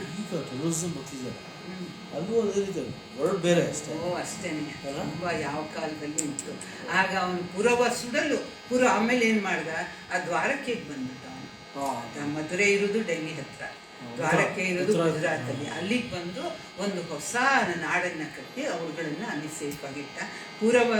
ಸುಡಲು ಪುರವ ಕಟ್ಟಿ ಆಮೇಲೆ ಅವನನ್ನು ಕೊಲಿಸೋದು ಹೇಗೆ ಹೇಳಿದ್ನಲ್ಲ, ಇವನ್ನ ಕರ್ಕೊಂಡೋಗಿ ಜರಾಸಂಧ ಅನ್ನೋನು ಅವನು 2 ಹೋಳುಗಳಾಗಿ ಆಗಿರೋದು ಗೊತ್ತಲ್ವ. ಅದು ಅಂದಮೇಲೆ ಅವನೇ ಮಾಡ್ತಾನೆ. ಅದಕ್ಕೆ ಇವನು ಭೀಮನ್ ಜೊತೆ ಅವನು ಇದು ಮಾಡುವಾಗ ಎಷ್ಟು ಸತಿ ಮಾಡಿದ್ರೂ ಅವನು ಪ್ರಾಣ ಹೋಗ್ತಿರ್ಲಿಲ್ಲ. ಕಡೆಗೆ ಅವನು ಹೀಗೆ ತೋರಿಸ್ತಾನೆ, ಹೀಗೆ ಅವನು ಸೀಡಿ ಹೀಗೆ ಎಸ್ದ ತಕ್ಷಣ ಅದು ಬಂದು ಕೂಡ್ಕೋತಾ ಇರುತ್ತೆ. ಅದಕ್ಕೆ ಅವನು ಹೀಗಂದ್ರೆ ಹೀಗಿದೆ, ಹೀಗೆ 2 ಕಡೆನ ಹೀಗೆ ತೋರಿಸ್ತಾನೆ. ಅಂದರೆ ಹೀಗೆಲ್ಲ ಹೀಗೆ ಅದು ಅವನಿಗೆ ಅರ್ಥ ಆಗ್ಬಿಟ್ಟು ಆ ಸೀಳಿದ್ದನ್ನು ತಲೆ ಕಾಲು ಆ ಥರ ಮಾಡಿದಾಗ ಅವ್ನು ಮತ್ತೆ ಯಾಕೆಂದರೆ ತಲೆ ಜೊತೆ ಕಾಲು ಕೂಡ್ಕೊಂಡು ಜೀವ ಬರೋಕ್ಕೆ ಸಾಧ್ಯ ಇಲ್ಲ. ಹಾಗಾಗಿ ಸೀಳಿ ಕಳಿಸಿದ. ಆಮೇಲೆ ಎರವ ಪಡೆದು ಪುರುಷತನ ನಿಂತು ಕಳಿಸಿದ. ಈಗ ಏನಾಗುತ್ತೆ ಅಂತಂದರೆ, ಈ ಇವನು ಶಿಖಂಡಿದು ಹೇಳ್ತೀವಲ್ಲ, ಶಿಖಂಡಿ ಅನ್ನೋದಕ್ಕೆ ಒಂದು ಒಳ್ಳೆ ಅರ್ಥ, ಈಶ್ವರ ಅನ್ನೋ ಅರ್ಥ ಇದೆ. ಹೌದು. ಹಾಂ, ಶಿಖಂಡಿ ಇವನು ದ್ರುಪದನಿಗೆ ಅವನು ತಪಸ್ಸು ಮಾಡಿಬಿಟ್ಟು ತನಗೆ ಒಬ್ಬ ಮಗನ್ನ ಬೇಡಿರ್ತಾನೆ. ಆಯ್ತಾ. ಆದರೆ ಏನಾಗುತ್ತೆ, ಹುಟ್ಟಿದ್ದವಳು ಮಗಳಾಗಿರ್ತಾಳೆ, ಶಿಖಂಡಿನಿ ಅಂತ ಅವಳ ಹೆಸರಿರುತ್ತೆ. ಎಲ್ಲ ಶಿಖಂಡಿನಿ ಅಂತ. ಇವನೇನು ಮಾಡ್ತಾನೆ ಅಂದರೆ, ಈಗ ಯಾವ ಕಾಲದಲ್ಲಿ ಇದೆ ಒಂದು ಉದಾಹರಣೆ ಹೇಳ್ತೀನಿ. ನಾನು ವೆಂಕಟೇಶ್ ಸ್ಕೂಲ್ನಲ್ಲಿ ಹರಿಹರದಲ್ಲಿ ಕೆಲಸ ಮಾಡ್ತಿದ್ದಾಗ ಒಂದು ಸತಿ ಅಕಸ್ಮಾತ್ ಏನೋ ನರ್ಸರಿಗೆ ಹೋಗ್ಬೇಕಾಗ್ಬಿಟ್ಟು, ಆಮೇಲೆ ನಮ್ಮ ಫ್ರೆಂಡ್ ಒಬ್ರು ಇದ್ದರು, ಒಂಚೂರು ಅಟೆಂಡೆನ್ಸ್ ತೊಗೊಂಡ್ಬಿಡಿ ನಾಗರತ್ನ ಅಂದರು. ನಾನು ಇದು ಮಾಡಿ ಸುಮ್ಮನೆ ಎಳೆ ಮಕ್ಕಳಲ್ವ ನೋಡ್ತಾ ಇದ್ದೆ 2 ಹೆಸರು ಅಂತ. ಅದರಲ್ಲಿ 2 ಹುಡುಗಿರ ಹೆಸರು ಬಂತು. ಆದರೆ ಅವರಿಬ್ಬರು ಯೂನಿಫಾರ್ಮು ಹುಡುಗರದ್ದು ಹಾಕ್ಕೊಂಡಿದ್ರು. ನನಗೆ 1 ನಿಮಿಷ ನಿಲ್ಲಿಸಿದೆ. ಏನು ಅಂತಂದರೆ, ಹುಡುಗರು ಯೂನಿಫಾರ್ಮು ಪೂರ್ತಿ ಕ್ರಾಫ್ ಕಟ್ಟಾಗಿದೆ, ಕಿವಿ ಚುಚ್ಚಿಲ್ಲ, ಓಲೆ ಇದ್ದಿಲ್ಲ, ಕೈಗೆ ಬಳೆ ಇಲ್ಲ. ಆ ಕಾಲದಲ್ಲಿ ನಾನು ಗೊತ್ತಿದ್ದ ಕಾಲದಲ್ಲಿ ಕೈಗೆ ಬಳೆ ಕುಂಕುಮ ಎಲ್ಲ ಇರ್ತಾ ಇತ್ತು. ಆಮೇಲೆ ಇದೇನಿದು ವಿಚಿತ್ರ ಅನಿಸ್ತು. ಆ ಕ್ಲಾಸ್ ಟೀಚರ್ನ ಆಮೇಲೆ ಕೇಳಿದೆ, ಅಯ್ಯೋ ಅವರಮ್ಮಂಗೊಂದು ಹುಚ್ಚುರಿ. ಏನು ಅಂತಂದರೆ ಅವರಿಗೆ ಗಂಡು ಮಗು ಬೇಕು ಅಂತ ಇತ್ತು. ಗಂಡು ಮಕ್ಕಳಾಗಲಿಲ್ಲ, ಅವಳಿ ಜವಳಿ ಮಕ್ಕಳು ಹೆಣ್ಮಕ್ಳಾಗಿತ್ತು. ಅದಕ್ಕೆ ಅವರು ಈ ಥರ ತೋರಿಸ್ಬೇಕು. ಆಮೇಲೆ ನಾನು ನೀವು ತುಂಬ ತಪ್ಪು ಮಾಡ್ತಾ ಇದ್ದೀರಾ, ನೀವಾರು ಹೇಳಬೇಕು. ಹೀಗೆ ಒಂದು ಏಜ್ ತನಕ ಸರಿ, ಆಮೇಲೆ ಆ ಪ್ರಾಯಕ್ಕೆ ಬಂದಾಗ ಅವ್ರ ಮಕ್ಕಳು ಏನು ಮಾಡ್ತಾರೆ, ಅವ್ರದ್ದು ಸೈಕಲಾಜಿಗೆ ಮೇಲೆ ಎಷ್ಟು ಎಫೆಕ್ಟ್ ಆಗುತ್ತೆ ಇದು ಅಂತ ಹೇಳಿ ನಾನು ಪ್ರಿನ್ಸಿಪಾಲ್ ಹತ್ರ ಹೋಗಿ ಇದು ಮಾಡಿ ಅವ್ರ ಅಮ್ಮ ಅಪ್ಪನ ಕಳಿಸಿ ಚೆನ್ನಾಗಿ ಗಲಾಟೆ ಮಾಡಿ, ಅಯ್ಯೋ ನನಗೆ ಗಂಡು ಮಕ್ಕಳು ಬೇಕಿತ್ತು ಅಂದರು. ಹೌದು, ಬೇಕಾದ್ರೆ ಇದು ಮಾಡಿ ಇವ್ರನ್ನೇ ಇದು ಅಂತ ಅಂದ್ಕೊಳ್ರಿ ಅಂತ ಹೇಳ್ಬಿಟ್ಟು ಅವ್ರಿಗೆ ಎಲ್ಲ ನಾನು ಏನೇನಾಗುತ್ತೆ ಮುಂದೆ ಇವ್ರು ಹುಡುಗರ ಥರನೇ ಬೆಳೆದ್ಬಿಟ್ಟು, ಆಮೇಲೆ ಹುಡುಗಿರಾದಾಗ ಆ ಸೈಕಲಾಜಿಕಲ್ಲಾಗಿ ಅವ್ರಿಗೆ ಏನಾಗಬೇಡ, ಇಲ್ಲೂ ಬೆರೀಲಾರು ಅಲ್ಲೂ ಬೆರೀಲಾರು, ಇವ್ರ ಬದುಕು ಹಾಳಾಗಿ ಹೋಗುತ್ತೆ ಅಂತ ಹೇಳಿದ ಮೇಲೆ ಆಮೇಲೆ ಕರ್ಕೊಂಡು ಮಾಡಿಕೊಂಡು ಮಾರನೇ ದಿನದಿಂದ ಅವ್ರಿಗೆ ಹುಡುಗಿ ಯೂನಿಫಾರ್ಮ್ ಹಾಕಿ ನೀನು ಹುಡುಗಿ ಅಂತ ಹೇಳ್ಬೇಕು. ಇದು ನನಗೆ ದ್ರುಪದನ ಇದಕ್ಕೆ ಹೋದಾಗ ಆಶ್ಚರ್ಯ ಆಯಿತು. ಅವ್ನು ಹುಡುಗನ ಥರ ಬೆಳೆಸ್ತಾನೆ ಶಿಖಂಡಿನಿನ. ಶಿಖಂಡಿನಿ ಪೂರ್ತಿ ಹುಡುಗನ ಥರ. ಶಿಖಂಡಿನಿ ಅಂದರೆ ಇದು ಅಂಬಾಲಿಕೆ. ಅದು ಇದಿರ್ಬೋದು, ಬೇರೆ ಪ್ರಶ್ನೆ. ಅವನು ಹುಡುಗಿಯಾಗಿ ಹುಟ್ಟಿರ್ತಾಳೆ, ಆ ಹುಡುಗಿನ ಹುಡುಗನ ಥರನೇ ಇದು ಏನು ಆ ಕಾಲದ ರಾಜರ ಹುಡುಗಿಗಳನ್ನು ಹಾಕಿ ಅಂದರೆ ಪೂರ್ತಿ ಪ್ರಾಯಕ್ಕೆ ಬಂದಾಗ ಗೊತ್ತಾಗಬಾರ್ದಲ್ಲ, ಹಾಗೆ ಬೆಳೆಸ್ತಾ ಇರ್ತಾನೆ. ಮದುವೆನೂ ಮಾಡ್ತಾನೆ. ದಾಶರಣ ಅಂತ ಒಬ್ಬನ ಮಗಳನ್ನು ತಂದು ಅವನಿಗೇನೋ ಒಂದು ಈಶ್ವರ ನನಗೆ ಕೊಟ್ಟಿರುವರ ಪುತ್ರನಾಗ್ತಾನೆ ಅಂತ ಅದೇನೋ ಒಂದು ಭಂಡ ಧೈರ್ಯದ ಮೇಲೆ ಇಡೀ ಅವನು ಅವನ ಹೆಂಡತಿ ಆಮೇಲೆ ಹೆರಿಗೆ ಮಾಡಿಸಿ ಸೂಲಿಗಿತ್ತಿ ಬಿಟ್ಟು ಯಾರು ಇನ್ನು ಸೂಲಿಗಿತ್ತಿ ಅವಳಿಗೆ ದುಡ್ಡು ಕೊಟ್ಟು ಬಾಯಿ ಮುಚ್ಚಿಸ್ಬೋದಲ್ಲ, ಪ್ರೈವೇಸಿ ಇದಕ್ಕೆ. ಹೌದು, ಹಾಗೆ ಬೆಳೆಸಿ ಮದುವೆ ಈ ತರ ಶಿಖಂಡಿ ಇಲ್ಲ, ಹೇಳ್ತೀನಿ ಕೇಳಿ. ಆಗ ಅವನು ಇದಾಗುತ್ತೆ. ಮದುವೆ ಮಾಡಿದಾಗ ಅವಾಗ ಗೊತ್ತಾಗುತ್ತೆ. ಕಡೆಗೆ ದಾಸಳ ಅವ್ನು ಇದು ಮಾಡ್ತಾರೆ, ಇವಳಿಗೆ ಹೀಗಲ್ಲ ಇವನು ಅಂತ. ಕಡೆಗೆ ಅವ್ನು ಕಳಿಸ್ತಾನೆ ಒಂದಿಷ್ಟು ಜನನ, ಇವನು ಹೆಣ್ಣೋ ಗಂಡೋ ನೋಡ್ಕೊಂಬನ್ನಿ ಅಂತ. ಅಷ್ಟರೊಳಗೆ ಇವಳಿಗೆ ಏನಾಗ್ಬಿಡುತ್ತೆ, ಅವಳಿಗೆ ಅಪ್ಪನ ಆಗೋಗ್ಬಿಡುತ್ತೆ. ನನ್ನನ್ನು ಗಂಡು ಅಂತ ನಮ್ಮಪ್ಪ ಬೆಳೆಸ್ದ, ನಾನು ಹೆಣ್ಣು ಅಂಥೇಳಿ, ಇನ್ನು ನಾನು ನೀನು ನನಗೆ ಮಾಡಿರೋ ಇಂಥ ಮೋಸಕ್ಕೆ ನಾನು ನಿನ್ನ ಮೇಲೆ ಯುದ್ಧಕ್ಕೆ ಬರ್ತೀನಿ ಅಂತ ದಾಶರಣ ಅಂತ ನಾನು ಕಳಿಸ್ತಾನೆ. ಆಗ ಇವಳೇನು ಮಾಡ್ತಾಳೆ, ಓಡಾಡ್ತಾಳೆ ಕಡೆಗೆ. ಶಿಖಂಡಿ ಮದುವೆ ವೇಷದಲ್ಲೇ ಓಡಾಡ್ತಾಳೆ. ಅಲ್ಲೆಲ್ಲೋ ಕಾಡಲ್ಲಿ ದೂರ ಹೋದ, ಅಲ್ಲಿ ಒಂದು ಸ್ಥೂಣಾಕರ್ಣ ಅಂತನೂ ನಾವು ಸ್ಥೂಣಾಕರ್ಣನ ಹೆಸರೇನೂ ಇದೆ, ಅವನದ್ದು ಅರಮನೆ ಇರುತ್ತೆ, ಒಬ್ಬ ಯಕ್ಷ. ಅಲ್ಲಿ ಇವಳು ಹೋಗಿ ಒಂದು ಮೂಲೆಯಲ್ಲಿ ಅಳ್ತಾ ಕೂತಿರ್ತಾಳೆ. ಅವನು ಬರ್ತಾನೆ, ಯಾಕಮ್ಮ ನಿನಗೇನಾಯಿತು ಅಂತ. ಅವಳಿಗೆ ನೋಡಿ ನಾನು ಹೀಗಾಯಿತು ಅಂತ ಕತೆ ಹೇಳಿದಾಗ ಅವನಿಗೆ ಅಯ್ಯೋ ಪಾಪ ಅನಿಸ್ಬಿಡುತ್ತೆ. ಹಾಗಾದರೆ ನಾನು 1 ವರ್ಷದವರೆಗೆ ನನ್ನ ಪುರುಷತ್ವವನ್ನು ನಿನ್ನ ಸ್ತ್ರೀತ್ವ ಜೊತೆಗೆ ನಾನು ವಿನಿಮಯ ಮಾಡ್ಕೋತೀನಿ. 1 ವರ್ಷ ಆದ ತಕ್ಷಣ ನೀವು ವಾಪಸ್ ಬಂದು ನನಗೆ ಪುರುಷತ್ವನ ವಾಪಸ್ ಕೊಡಬೇಕು ಅಂತಾನೆ. ಅವಳಿಗೆ ಅದನ್ನು ಬೀಸು ದೊಣ್ಣೆ ತಲೆ ತಪ್ಪಿಸಿದ್ರೆ 1000 ವರ್ಷ ಆಯಸ್ಸು ಅಂತಾರಲ್ಲ, ಹ್ಞೂ ಅಂತ ಒಪ್ಕೋತಾಳೆ. ಅದು ಇಬ್ಬರು ಎಕ್ಸ್ಚೇಂಜ್ ಆಗ್ತಾರೆ. ಅವನು ಹೆಣ್ಣಾಗ್ಬಿಡ್ತಾನೆ, ಇವನು ಗಂಡಾಗ್ತಾಳೆ. ಬೀಗಿಕೊಂಡು ಇವನು ಶಿಖಂಡಿಯಾಗಿ ಬರ್ತಾನೆ.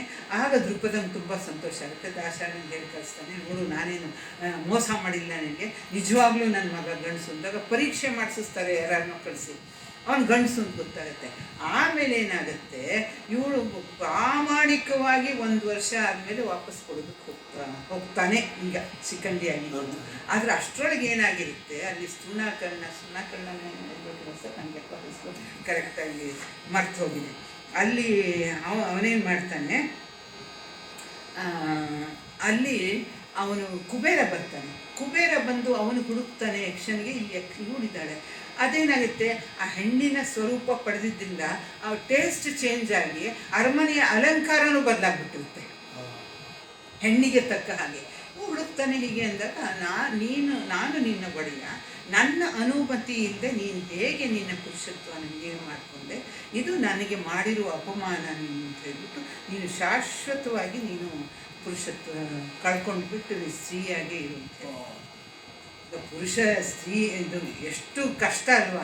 ಆಗ ಅವನು ಕ್ಷಮೆ ಕೇಳ್ತಾನೆ. ಕೇಳಿದಾಗ ಹಾಗಾದರೆ ಅವನು ಸಾಯುವವರೆಗೂ ನಿನಗೆ ಪುರುಷತ್ವ ಸಿಗದೆ ಸ್ತ್ರೀತ್ವನೇ ಇರಲಿ, ಅವನು ಸತ್ತ ಮೇಲೆ ನಿನ್ನ ಪುರುಷತ್ವ ವಾಪಸ್ ಬಂದಿದ್ದಾನೆ. ಹಾಗಾಗಿ ಮಹಾಭಾರತದಲ್ಲಿ ಇರೋ ಕಥೆ ಇದು. ಶಿಖಂಡಿ ಸತ್ತ ಮೇಲೆ ಅವನಿಗೆ ಪುರುಷತ್ವ ವಾಪಸ್ ಎರವ ಪಡೆದು ಪುರುಷತನವ ನಿಂತು ಕಳಿಸಿದ ಜರಿಯು ಅಮರಿ ಕೊಡಲು ಕಟ್ಟವಿತ್ತನು. ಅಂದರೆ ಈ ಒಂದು ನಹುಷನ್ ಕತೆ, ಇವಲ್ಲ ನಹುಷಲ್ಲ, ಯಯಾತಿ ಕತೆ ಗೊತ್ತಿದೆ ನಿಮಗೆ. ಅವನು ತನ್ನ ಹೆಂಡತಿಗೆ ಮೋಸ ಮಾಡಲ್ಲ ಅಂತ ಅವಳು ದೇವಿಯಾನಿಗೆ ಹೋಗಿ ಶುಕ್ರಾಚಾರ್ಯರಿಗೆ ದೂರಿದ್ದಾಗ ಅವ್ನು ಹಿಂದೆ ಮುಂದೆ ಯೋಚನೆ ಮಾಡಿದ್ರೆ ನಿಮ್ಗೆ ಮುದುಕ ಆಗಲಿ ಅಂತ ಹೇಳ್ತಾನೆ. ಮುದುಕ ಆಗೋದ್ರಿಂದ ತನ್ನ ಮಗಳಿಗೂ ಕಷ್ಟ ಅಂತ ಗೊತ್ತಾಗಲಿಲ್ಲ. ಆಗ ಅವನು ಕ್ಷಮೆ ಕೇಳಿದಾಗ, ಹಾಗಾದರೆ ನಿನ್ನ ಮುದಿತನವನ್ನು ನಿನ್ನ ಮಕ್ಕಳಲ್ಲಿ ಯಾರಾದರೂ ಅವರ ಯೌವನ ಜೊತೆಗೆ ಬದಲಾಯಿಸ್ಕೊಂಡ್ರೆ ಅವ್ರು ಎಷ್ಟು ಕಾಲ ಯೌವನ ಕೊಡ್ತಾರೋ ಅಷ್ಟು ಕಾಲ ನೀನು ಅನುಭವಿಸ್ಬೋದು. ಅವ್ನು ಹೇಳ್ತಾನೆ, ನನಗಿನ್ನೂ ತೃಪ್ತಿಯಾಗಿಲ್ಲ ಭೋಗಗಳಿಂದ ಅಂತ. ಆಗ ಅವನು ಶರ್ಮಿಷ್ಠೆಯ ಮಗ, ಅವನು ಒಪ್ಕೋತಾನೆ. ಅದು ಜರಿ ಅಮರಿ ಕೂತ್ಕೊಳ್ಳೋದು ಪಟ್ಟವಿತ್ತಾನೆ. ಆಗ ಅವನು ಹೇಳಿರ್ತಾನೆ, ಯಾರು ನಿನಗೆ ಅವರ ಯೌವನವನ್ನು ನಿನ್ನ ಮುದಿತನ ಜೊತೆಗೆ ಬದಲಾಯಿಸ್ಕೊಳ್ಳೋಕೆ ಕೊಡ್ತಾರೋ ಅವರಿಗೆ ನೀನು ಪಟ್ಟ ಕಟ್ಟು ಅಂತ ಅವರಿಗೆ ಪಟ್ಟವನ್ನು ಕಟ್ತಾನೆ. ಅವರೇ ಕುರುವಂಶದವರು. ಆಮೇಲೆ 2 ಧಾರೆ ಕೊಟ್ಟು ತಾನೆ ಕೆಳಗೆ ಇಳಿತಾನೆ. ಯಾರು ಬಲಿ ಚಿಕ್ಕವರು. ಅವನು ತ್ರಿವಿಕ್ರಮನಿಗೆ ವಾಮನನಿಗೆ 3 ಅಡಿ ಹೆಜ್ಜೆಯನ್ನು ಕೊಟ್ಟು ಕಡೆಗೆ ಅವನನ್ನು ಪಾತಾಳ ಇದು ಭಾಳ use of brain especially old age ಪೀಪಲ್ಗೆ ಭಾಳ ಹೆಲ್ಪ್ ಆಗುತ್ತೆ. ತುಂಬ ಚೆನ್ನಾಗಿತ್ತು. ಮಗಳ ವಾಗರ್ಥವಿವ ಸಂಪೃಕ್ತೌ ವಾಗರ್ಥ ಪ್ರತಿಪತ್ತಯೇ जगतः पितरौ वन्दे जगतः पितरौ वन्दे पार्वती परमेश्वरौ सर्वे जनाः सुखिनो भवन्तु समस्तसन्मङ्गलानि भवन्तु।